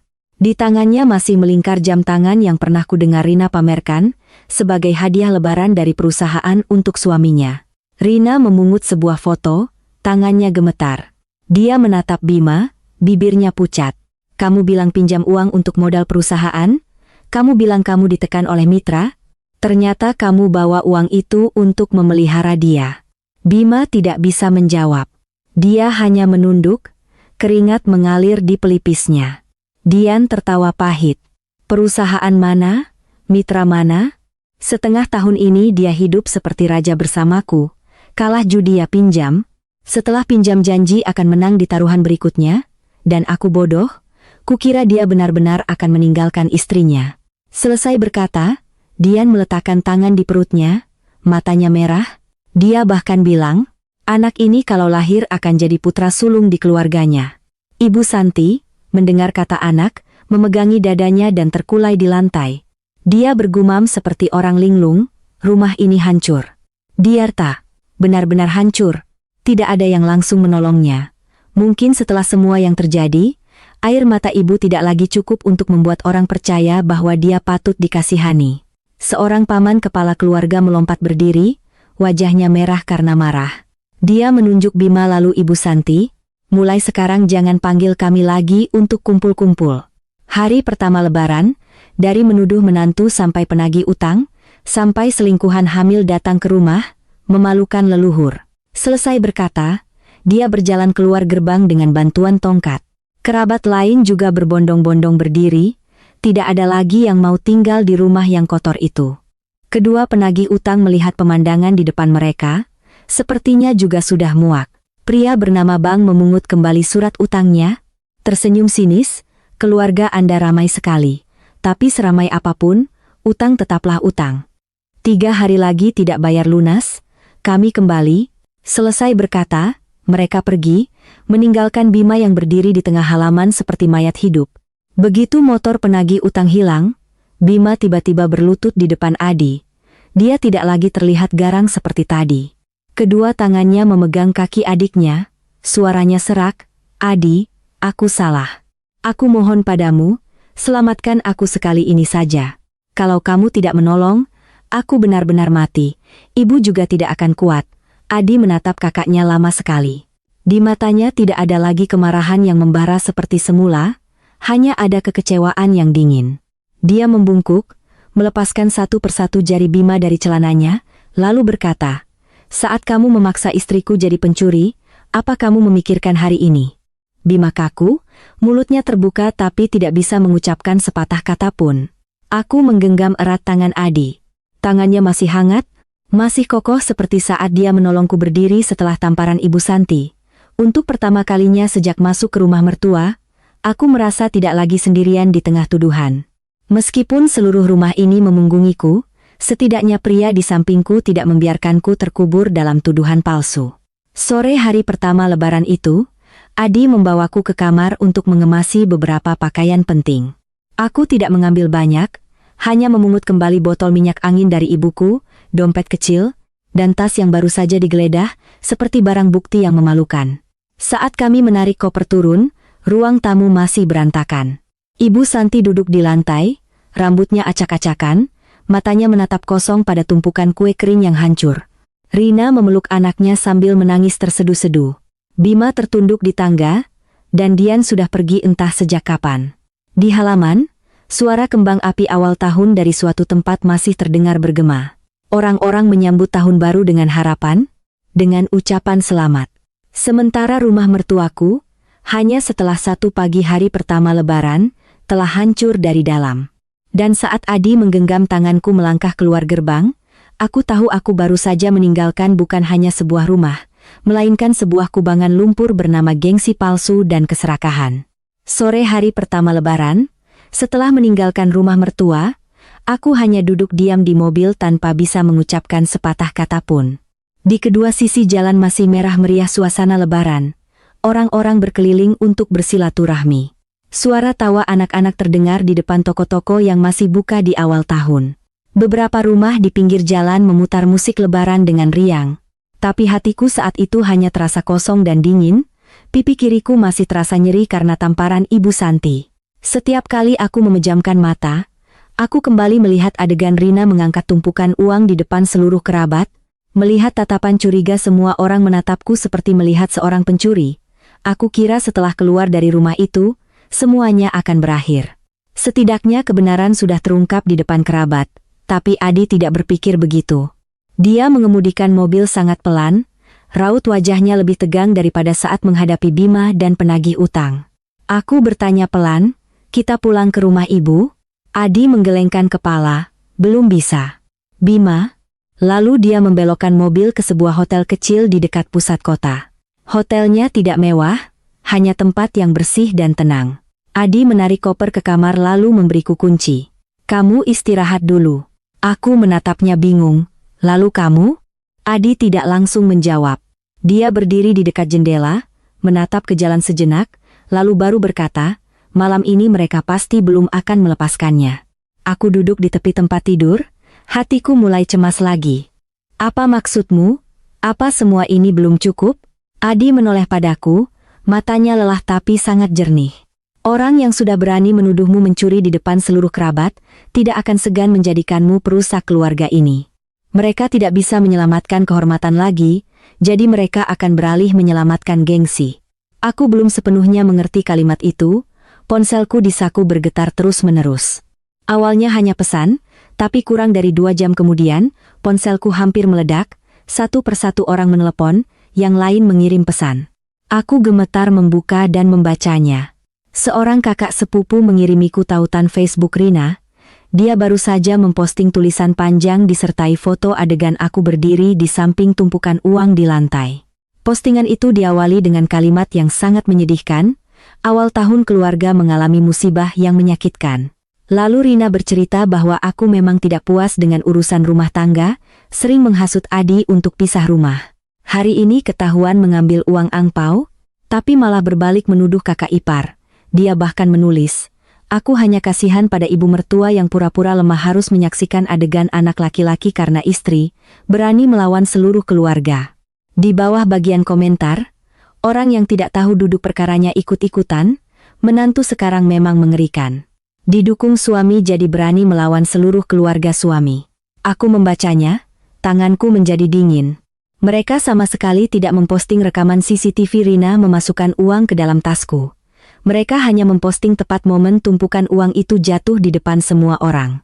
Memotong sebagian kebenaran lalu menyebarkannya di internet. Orang luar yang melihat akan otomatis mengira aku benar-benar pencuri. Aku tercekat hingga tidak bisa bernapas. Belum berhenti di situ. Ponsel berdering lagi. Kali ini seorang bibi dari pihak suami. Suaranya ragu-ragu, "Maya, ibu mertuamu sedang menelepon kemana-mana. Dia bilang kamu mengambil uang tapi dibela oleh Adi, jadi kamu berbalik menggigit seluruh keluarga." Mendengar itu, aku hanya bisa memeluk ponsel erat-erat. Baru pagi tadi dia terungkap di depan kerabat, tapi hanya beberapa jam kemudian, dia sudah melanjutkan memutarbalikkan fakta seolah tidak terjadi apa-apa. Lalu satu pesan lagi muncul. Tangkapan layar dari sebuah grup chat keluarga besar. Bima sedang bercerita bahwa Adi karena membela istri, memukul kakak laki-lakinya, merusak barang di hari pertama lebaran, membuat ibunya harus dirawat di rumah sakit karena terlalu syok. Ada yang bahkan membalas, "Tidak kusangka si Adi yang pendiam itu bisa dipengaruhi istri sampai begitu." Aku duduk terpaku di tempat tidur hotel. Segalanya seperti lumpur hitam yang terus-menerus dilemparkan ke arahku. Meskipun kebenaran sudah jelas, mereka tetap berusaha memotong-motong, memutarbalikkan, untuk mempertahankan sisa-sisa muka mereka. Aku marah sekaligus takut, aku takut orang luar akan percaya pada mereka. Takut setelah hari ini, dimanapun orang hanya akan ingat bahwa aku pernah tertangkap dengan tumpukan uang di dalam tasku. Adi maju, dengan lembut mengambil ponsel dari tanganku. "Jangan dibaca lagi," aku menangis. Kenapa mereka masih bisa melakukan ini, Mas? Apa belum cukup aku dituduh? Adi meletakkan ponsel di meja, menarik kursi duduk di hadapanku. Suaranya sangat tenang, semakin mereka berakting, semakin banyak bukti, ingat tidak? Tadi pagi ibu masih mengelak sampai ada CCTV. Orang yang terbiasa hidup dengan gengsi tidak akan berhenti dengan sendirinya. Sekitar menjelang malam, sebuah akun tak dikenal mengirimiku beberapa tangkapan layar lagi. Kali ini adalah postingan di grup keluarga besar yang lebih luas. Ibu Santi menulis sangat panjang, menceritakan betapa sakit hatinya karena putranya tergila-gila pada istri, bahkan mengumumkan jika Adi terus berpihak padaku, dia akan memutuskan hubungan dengannya. Di bawah postingan itu, beberapa kerabat yang lebih tua mulai menasihati Adi untuk mengutamakan bakti. Aku membacanya, tenggorokan terasa pahit. Meskipun dia salah, meskipun dia hampir menghancurkan kehormatanku, pada akhirnya dia tetaplah ibu Adi. Aku menoleh ke arahnya, takut dia akan luluh. Tapi Adi hanya mengambil ponselnya, membuka grup keluarga, lalu mengetik satu kalimat, besok pagi jam 9. Siapa yang mau mendengar seluruh kebenaran? Silakan datang ke rumah leluhur. Aku akan bawa semua bukti. Pesan baru saja terkirim kurang dari 1 menit, ponsel Adi sudah berdering. Dia menyalakan loudspeaker. Suara Ibu Santi terdengar melengking penuh amarah. Kamu mau mempermalukan ibumu di depan leluhur, Adi? Aku menahan napas menatap suamiku. Adi terdiam beberapa detik, lalu menjawab dengan dingin, bukan aku yang mempermalukan. Tapi ibu sendiri yang menukar mukanya dengan 300 juta utang Mas Bima. Pagi hari kedua Lebaran, saya hampir tidak bisa tidur setelah malam yang panjang. Setiap kali saya memejamkan mata, saya mendengar suara bentakan Ibu Santi, tangisan palsu Rina, permohonan Bima untuk diselamatkan dari utang, lalu fitnah-fitnah di grup keluarga besar. Adi bangun sangat pagi, dia tidak banyak bicara, hanya membuka laptop, memeriksa kembali setiap video, setiap rekaman suara, setiap tangkapan layar. Melihatnya diam-diam mengatur semuanya, saya tahu pertemuan hari ini bukan lagi sekadar klarifikasi sederhana.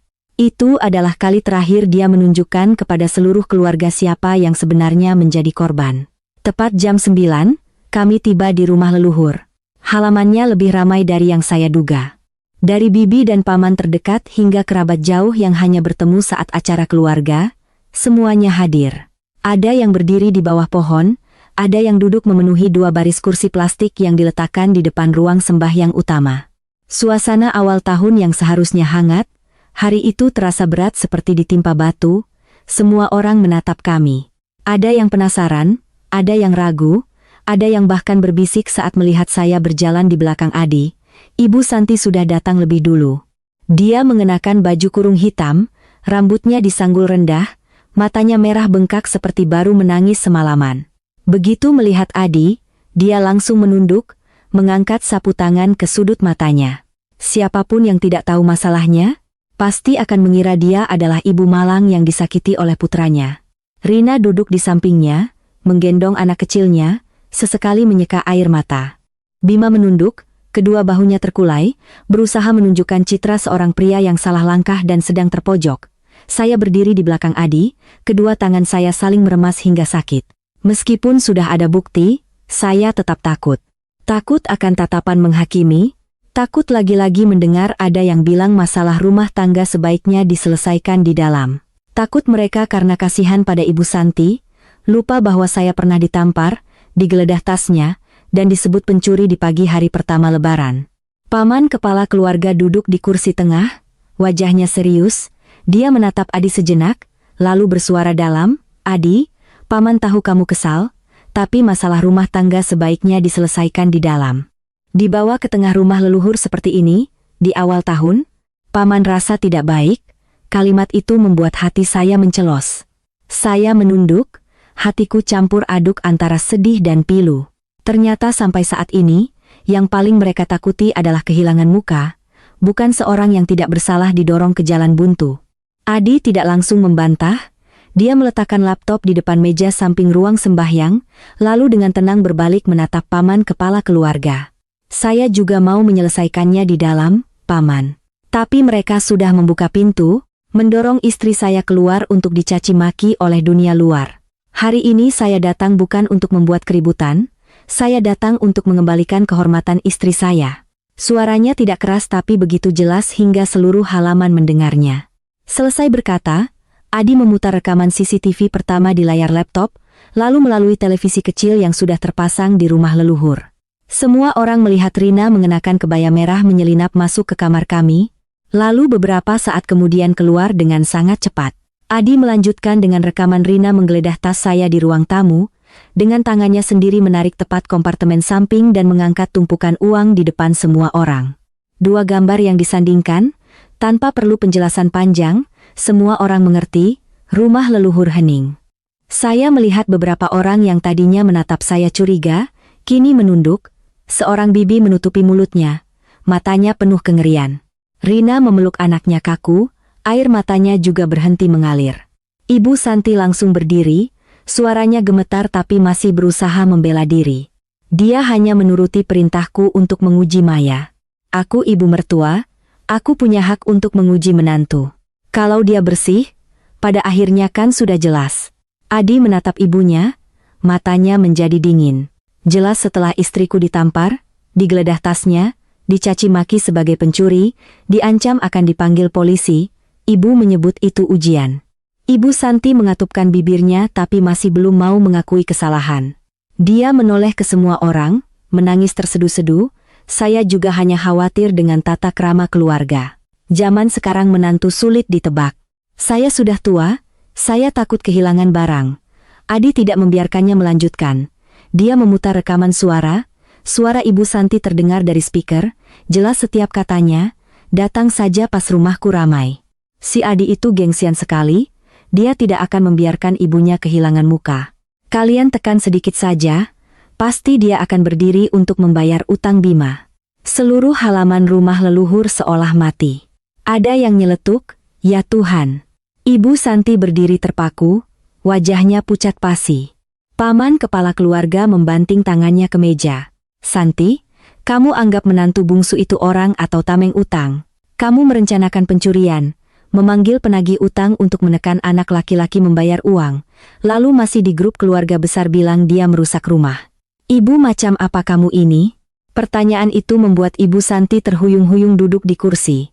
Kali ini sapu tangan di tangannya jatuh ke tanah tanpa dia pungut. Rina, melihat tidak bisa mengelak lagi, menangis, menunjuk Ibu Santi, saya dipaksa. Ibu yang suruh saya lakukan. Ibu bilang cukup menakut-nakuti Maya, Mas Adi pasti akan menyelesaikan utang Mas Bima. Aku tidak tahu masalahnya akan sebesar ini. Ibu Santi langsung membentak balik, diam kamu. Kalau bukan kamu yang setiap hari menghasut Bima harus lebih hebat dari Adi, apa dia akan jadi begini? Kamu juga mau jual rumah kan, bukan orang baik. Pertengkaran kembali pecah, tapi kali ini tidak ada lagi yang membela mereka. Adi berdiri di tengah halaman, wajahnya tegang karena lelah. Dia menatap Ibu Santi, Rina, lalu mengucapkan setiap kata, jangan saling menyalahkan lagi. Yang ditampar adalah istriku, yang dituduh adalah istriku, yang dicemarkan nama baiknya semalaman juga istriku. Kalian bersalah padanya, bukan pada gengsi rumah ini. Mendengar itu, air mataku mengalir. Dari kemarin sampai sekarang, aku hanya bisa menangis karena takut, karena kesal, karena malu. Tapi pada saat itu, aku tiba-tiba merasa perlu mengatakan sesuatu, meskipun suaraku masih gemetar. Aku melangkah ke samping Adi, menunduk di depan meja sembahyang leluhur, lalu berbalik menatap semua orang. Saya tidak butuh siapapun mengasihani saya. Saya juga tidak butuh siapapun membela saya jika tidak tulus. Saya hanya minta, mulai hari ini, jangan ada lagi yang menyebut saya pencuri. Tidak ada yang bicara. Tapi keheningan saat itu berbeda dengan keheningan kemarin. Kemarin mereka diam karena mengira aku bersalah. Hari ini mereka diam karena sudah tahu aku dijebak. Dan bagiku, hanya dengan begitu saja, hatiku sudah terasa lebih ringan. Suasana di rumah leluhur setelah ucapanku sepertinya sudah mereda, tapi sebenarnya itu hanyalah keheningan sebelum badai yang lebih besar. Bima, yang sedari tadi duduk menunduk, kedua tangannya terkepal, bahunya bergetar. Awalnya aku mengira dia merasa malu, tapi kemudian aku melihat matanya terangkat menatap Adi. Di matanya tidak ada penyesalan, hanya ada kemarahan karena terpojok. Bima melompat berdiri, kursi plastik di belakangnya jatuh dengan suara keras. Dia menunjuk lurus ke wajah Adi, suaranya serak, "Kamu pikir kamu bersih? Kamu pikir dengan beberapa rekaman CCTV, kamu lebih baik dari orang lain? Kalau bukan karena rumah ini, karena ibu, karena saudara-saudara di keluarga ini, kamu itu apa?" Suaranya menggema di ruang sembahyang, membuat beberapa anak terkejut dan merapat pada orang dewasa. Adi tetap berdiri diam. Dia tidak membentak balik, juga tidak maju seperti yang diharapkan Bima. Dia hanya menatap kakaknya dengan tatapan yang sangat sedih, lalu berkata, "Jika rumah ini hanya ada dengan cara menginjak-injak istriku, maka aku tidak butuh." Kalimat itu begitu tenang hingga membuat Bima semakin marah. Dia menggeretakkan giginya, menggulung lengan bajunya dan maju ke arah Adi. Beberapa paman buru-buru menahan Bima. Seseorang memeluk pinggangnya, yang lain menahan tangannya. Bima meronta-ronta seperti binatang yang terperangkap, mulutnya masih berteriak, "Lepaskan aku. Hari ini aku harus memberi pelajaran pada adikku yang kurang ajar ini. Dia karena seorang perempuan, menghina seluruh keluarga." Aku mendengar kata seorang perempuan, hatiku terasa dingin, tapi Adi hanya menarikku pelan untuk berdiri di belakangnya. Rina saat itu juga tidak tahan lagi. Dia memeluk anaknya, berdiri, wajahnya merah, suaranya pecah karena kesal. "Kamu masih berani bilang orang lain menghina rumah ini. Kamu sendiri yang menyeret seluruh keluarga ke dalam lumpur. Kamu bilang pinjam uang untuk menyelamatkan pekerjaan, untuk modal, untuk membayar gaji karyawan. Ternyata uang itu kamu pakai untuk berjudi, untuk ke hotel, membeli tas mahal untuk si Dian. Kamu menipu aku, menipu ibu, menipu seluruh keluarga ini." Bima menoleh tajam. Di depan begitu banyak orang, dia tidak lagi bisa mempertahankan topeng suami yang tenang. Plak. Sebuah tamparan keras mendarat di wajah Rina. Rina memegangi wajahnya, terkulai di kursi. Anak kecil di tangannya menangis histeris. Seluruh rumah leluhur menjadi kacau. Ada yang berteriak, "Bima, kamu gila." Ada yang berlari untuk menggendong anak kecil itu menjauh. Aku berdiri terpaku. Karena pada saat itu, putra sulung teladan yang selalu dibanggakan oleh Ibu Santi, telah menunjukkan wujud aslinya di depan semua orang. Ibu Santi panik mencoba melerai. "Bima, apa yang kamu lakukan? Jangan pukul istrimu di depan kerabat." Tapi Bima sedang kehilangan kendali, dia menepis keras tangan ibunya. Ibu Santi terhuyung-huyung, hampir jatuh menimpa meja sesajen di sampingnya. Beberapa cangkir air bergetar, sebuah piring buah kecil miring, beberapa jeruk jatuh menggelinding ke lantai keramik. Pemandangan itu membuat paman kepala keluarga pucat, buru-buru berdiri dengan bantuan tongkat, membentak, "Cukup. Ini rumah leluhur, bukan tempat kalian membuat keributan." Tapi Bima belum berhenti. Dia menoleh ke Ibu Santi, matanya merah, suaranya menggeram seolah ingin merobek segalanya. "Semua ini gara-gara ibu. Dari kecil sampai besar, ibu selalu memaksaku harus lebih baik dari Adi, harus jadi anak sulung yang membanggakan. Ibu selalu bilang aku kebanggaan rumah ini, tidak boleh kalah dari adik, tidak boleh kalah dari siapapun. Makanya aku jadi begini." Ibu Santi berdiri terpaku. Wajahnya pucat pasi seolah baru saja ditusuk oleh putranya sendiri dengan pisau. Orang yang baru saja dia bela dengan cara menuduhku. Orang yang rela dia korbankan kehormatan menantu bungsunya untuk diselamatkan. Akhirnya berbalik dan melimpahkan semua kesalahannya padanya. Dia membuka mulut beberapa kali tapi tidak bisa berkata apa-apa. Air matanya terus mengalir, tidak lagi seperti pertunjukan kemarin, melainkan kehancuran nyata seorang ibu yang baru saja melihat idolanya hancur berkeping-keping. Adi maju untuk menopang Ibu Santi, tapi kali ini suaranya tidak lagi memiliki kelembutan seorang anak yang menghibur ibunya. Dia hanya berkata sangat pelan, "Ibu lihat sekarang. Orang yang ibu bela sedang menyeret seluruh keluarga ke dalam lumpur." Ibu Santi menatap Adi, bibirnya gemetar seolah ingin memanggil namanya, tapi Adi sudah membuang muka. Tepat saat itu, dari gerbang rumah leluhur terdengar suara seorang wanita bicara keras, "Apakah Mas Bima ada di sini?" Semua orang menoleh, Dian muncul di gerbang, kali ini tidak sendirian. Di sampingnya ada dua wanita asing, satu memegang map, satu lagi menopang Dian seolah takut dia jatuh. Dian masuk ke halaman, wajahnya pucat tapi matanya penuh amarah. Tanpa menunggu ada yang bertanya, dia melemparkan setumpuk foto, tagihan, dan dokumen ke depan Bima. Foto hotel, tagihan tas mahal, bukti transfer, Bahkan selembar foto USG yang dimasukkan ke dalam kantong plastik transparan. Dian menatap Bima, suaranya tercekat, "Kamu bilang setelah Lebaran akan cerai.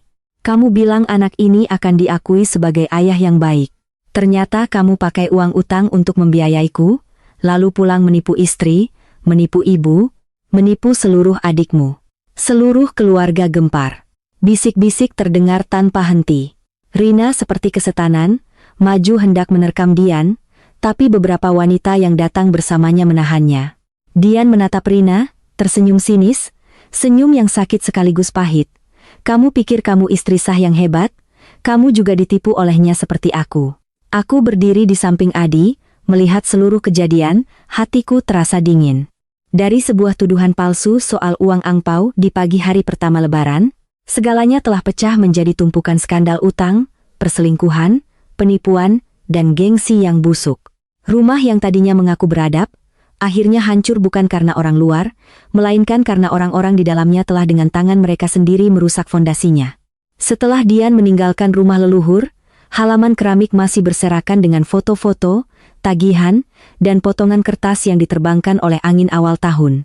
Tidak ada lagi yang bisa berkata apa-apa.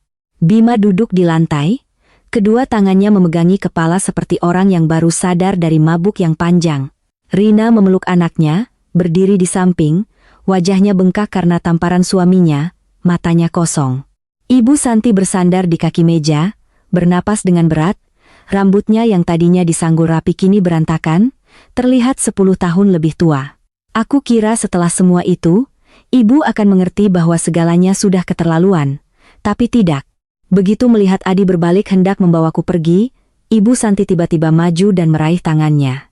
Kali ini suaranya tidak lagi tajam atau penuh moral, melainkan gemetar dan putus asa. "Adi, ibu salah. Ibu tahu ibu salah. Tapi tolong selamatkan kakakmu sekali ini. Kalau dia ditekan oleh penagih utang, bagaimana ibu bisa hidup, nak?" Adi berdiri diam. Aku merasakan tangannya dalam genggamanku sedikit mengeras.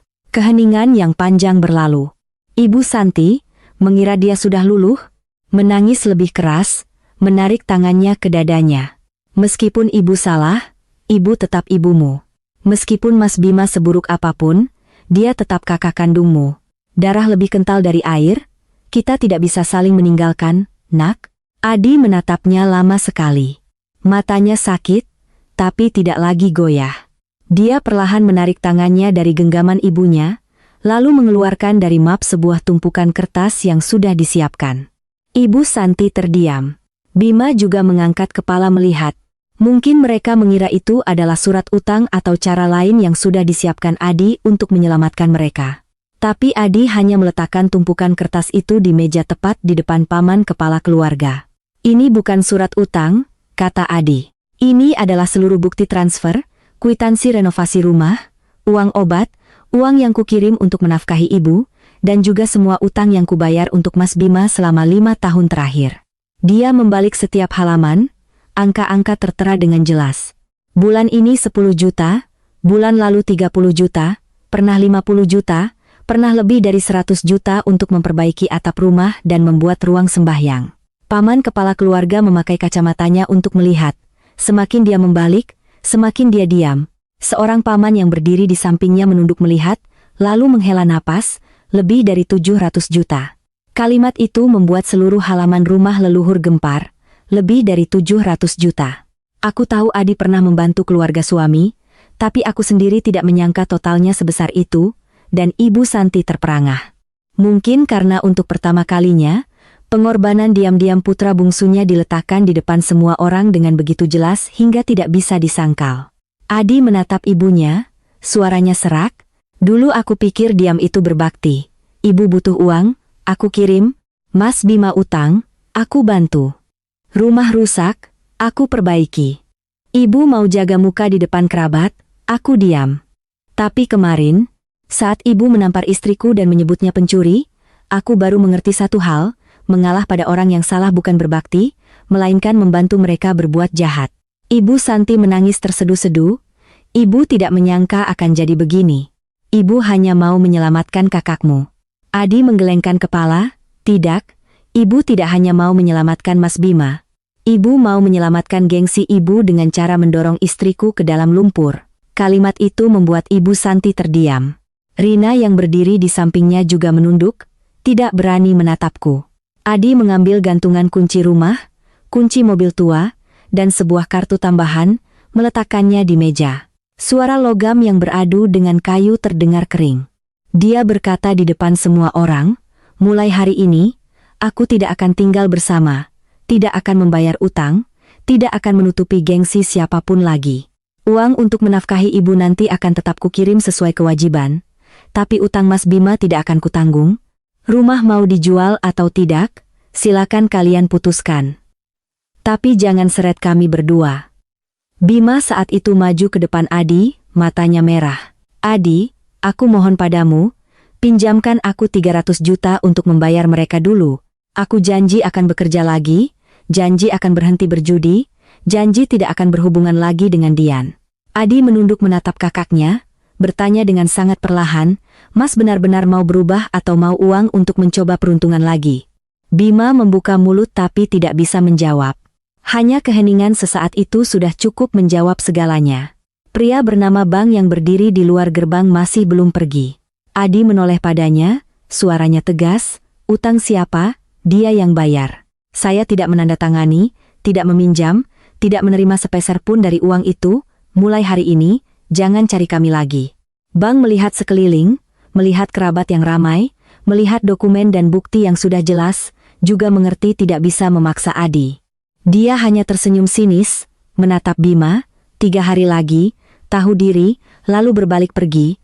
Rina saat itu baru melangkah ke depanku. Dia menunduk, suaranya begitu pelan hingga hampir tidak terdengar. Maya, maafkan aku. Aku salah, aku tidak seharusnya melakukan itu padamu. Aku menatap wanita yang baru kemarin mengangkat uang di tengah ruang tamu, menyebutku tidak berakhlak. Permintaan maafnya hampa. Rasanya bukan penyesalan, melainkan ketakutan saat segalanya telah runtuh menimpanya. Aku mengambil napas dalam-dalam, lalu berkata, kamu tidak perlu minta maaf padaku, pulanglah, minta maaf pada anakmu. Karena dia sudah melihat ibunya menjebak orang lain untuk mempertahankan suami yang tidak pantas. Rina menangis, memeluk erat anaknya. Dan aku tidak merasa puas. Aku hanya merasa lelah seperti baru saja melewati badai yang panjang. Adi menggenggam tanganku, meninggalkan rumah leluhur. Di belakang kami masih terdengar tangisan Ibu Santi, permohonan Bima, isakan Rina, dan bisik-bisik kerabat. Tapi kali ini aku tidak menoleh ke belakang, karena aku tahu jika aku masih menoleh, kami akan kembali terseret ke dalam pusaran utang, gengsi, dan pengorbanan yang sia-sia. Dan aku juga tahu, sejak Adi meletakkan kunci di meja, dia telah benar-benar memilih keluarga kecilnya. Setelah Lebaran, saya dan Adi menyewa sebuah apartemen kecil. Apartemen itu terletak di lantai atas sebuah gedung tua, tidak ada ruang tamu yang luas, tidak ada meja sembahyang besar yang megah, juga tidak ada halaman untuk menyambut kerabat. Tapi anehnya, di malam pertama tidur di sana, hati saya begitu damai hingga saya menangis. Tidak ada lagi suara ibu mertua memanggil dari dapur, tidak ada lagi tatapan mengintimidasi setiap kali saya menyajikan makan malam sedikit terlambat, juga tidak ada lagi perasaan harus berjinjit dalam hidup saya sendiri. Pipi saya masih sedikit memar. Adi membawa saya ke dokter, lalu membeli salep. Setiap hari dia mengingatkan saya untuk mengompresnya tepat waktu. Dia tidak banyak bicara tentang apa yang telah terjadi, tapi saya tahu dia diam-diam menyimpan semuanya. Rekaman CCTV, rekaman suara, tangkapan layar postingan Rina, pesan di grup keluarga besar. Dia bilang dia tidak mau menggunakannya lagi. Tapi jika mereka masih menyentuh kehormatanmu, aku tidak akan diam. Mendengar itu, saya hanya mengangguk. Setelah semua ini, yang saya butuhkan bukan kemenangan atas siapapun, melainkan dipercaya, dilindungi, dan hidup dalam damai. Di pihak keluarga suami, segalanya merosot dengan sangat cepat. Bima dicari oleh penagih utang sampai ke kantor, masalah judi, utang, dan perselingkuhan menyebar, membuatnya kehilangan pekerjaan karena merusak reputasi. Rina membawa anaknya pulang ke rumah ibunya. Sebelum pergi, dia bertengkar hebat dengan Ibu Santi. Orang-orang bilang dia menangis sangat banyak, mengatakan jika Ibu Santi tidak memaksanya untuk memasukkan uang ke dalam tas saya, dia tidak akan dihina oleh seluruh keluarga. Saya mendengarnya, hanya diam. Salah ya salah, tapi pada akhirnya, setiap orang di rumah itu adalah pelaku sekaligus korban dari keserakahan dan gengsi mereka sendiri. Dian juga tidak tinggal bersama Bima. Dia hanya datang menagih uang dan menuntut Bima bertanggung jawab atas anak di dalam kandungannya. Bima, dari seorang putra sulung yang dibanggakan oleh ibunya, hanya setelah 1 lebaran, telah menjadi bahan gunjingan seluruh keluarga. Rumah yang pernah menjadi kebanggaan Ibu Santi, akhirnya harus dijual cepat untuk membayar sebagian utang. Tetangga yang lewat tidak lagi menyapanya dengan hormat seperti dulu, melainkan hanya menghela napas dan berbisik, "Gengsi selangit."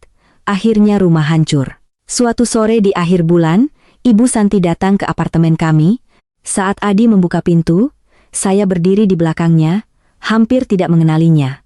Rambutnya banyak beruban, wajahnya tirus, tangannya membawa sekantong kecil jeruk. Dia tidak lagi bersuara keras seperti dulu, hanya berdiri di luar pintu, matanya merah, berkata sangat pelan, "Ibu minta maaf." Hari itu ibu seperti kerasukan setan. Mendengar kalimat itu, hati saya masih terasa nyeri. Ada permintaan maaf yang datang terlambat, bukan karena tidak berarti, melainkan karena luka sudah sempat membekas dengan cara yang sangat menyakitkan. Saya tidak berkata apa-apa. Adi berdiri menghalangi pintu, suaranya dalam tapi tidak kasar, "Bukan setan yang merasuki, Bu. Tapi keserakahan dan gengsi yang membutakan Ibu." Ibu Santi menangis, bahunya bergetar, tapi Adi tidak membuka pintu untuk mempersilakannya masuk. Dia hanya melanjutkan, "Kapan Ibu benar-benar mengerti bahwa seorang ibu tidak boleh menjadikan menantunya sebagai korban? Saat itu baru kita bertemu lagi." Ibu Santi berdiri sejenak, lalu diam-diam meletakkan kantong jeruk di depan pintu, berbalik pergi. Saya menatap bayangannya yang menghilang di ujung koridor, air mata jatuh tanpa saya sadari. Saya tidak bersorak melihatnya seperti itu. Saya hanya merasakan kesedihan yang sangat dalam. Sedih karena sebuah keluarga yang seharusnya bisa hangat, akhirnya hancur hanya karena orang-orang terus ingin menjaga muka dengan cara menginjak-injak yang lebih lemah. Malam itu, saya melepas gelang emas pemberian ibu saya di hari pernikahan, menyimpannya dengan hati-hati di dalam sebuah kotak kecil. Bukan untuk melupakan, melainkan untuk menyimpan sebuah bagian hidup yang telah berlalu. Bagian hidup itu ada penghinaan, ada air mata, tapi juga memberi saya pelajaran bahwa kesabaran, jika diletakkan di tempat yang salah, akan menjadi tali yang mengikat diri pada penderitaan. Adi meletakkan tangannya di bahu saya, menarik saya bersandar padanya. Di meja kecil ada hidangan lebaran yang terlambat. Hanya kami berdua, sepiring sayur rebus, semangkuk sup panas, dan aroma dupa yang samar. Dia berkata, "Mulai sekarang, lebaranmu bukan lagi hari penghakiman, lebaran adalah hari di mana kita damai." Saya melihat apartemen kecil itu, melihat cahaya lampu kuning yang menerangi dinding yang baru dicat, hati saya tiba-tiba terasa sangat ringan. Di luar sana, mungkin orang-orang masih bergunjing, tapi di dalam rumah kecil ini, saya tidak lagi harus menunduk untuk mendapatkan ketenangan. Dan saya mengerti, ada rumah yang hancur bukan karena kemiskinan, melainkan karena orang di dalamnya menggunakan gengsi untuk menutupi keserakahan, menggunakan bakti untuk memaksa orang lain menanggung malu. Dan bagi saya, sejak musim semi itu, kedamaian bukanlah berada di dalam keluarga besar, melainkan berada di samping orang yang benar-benar menganggapku sebagai keluarga.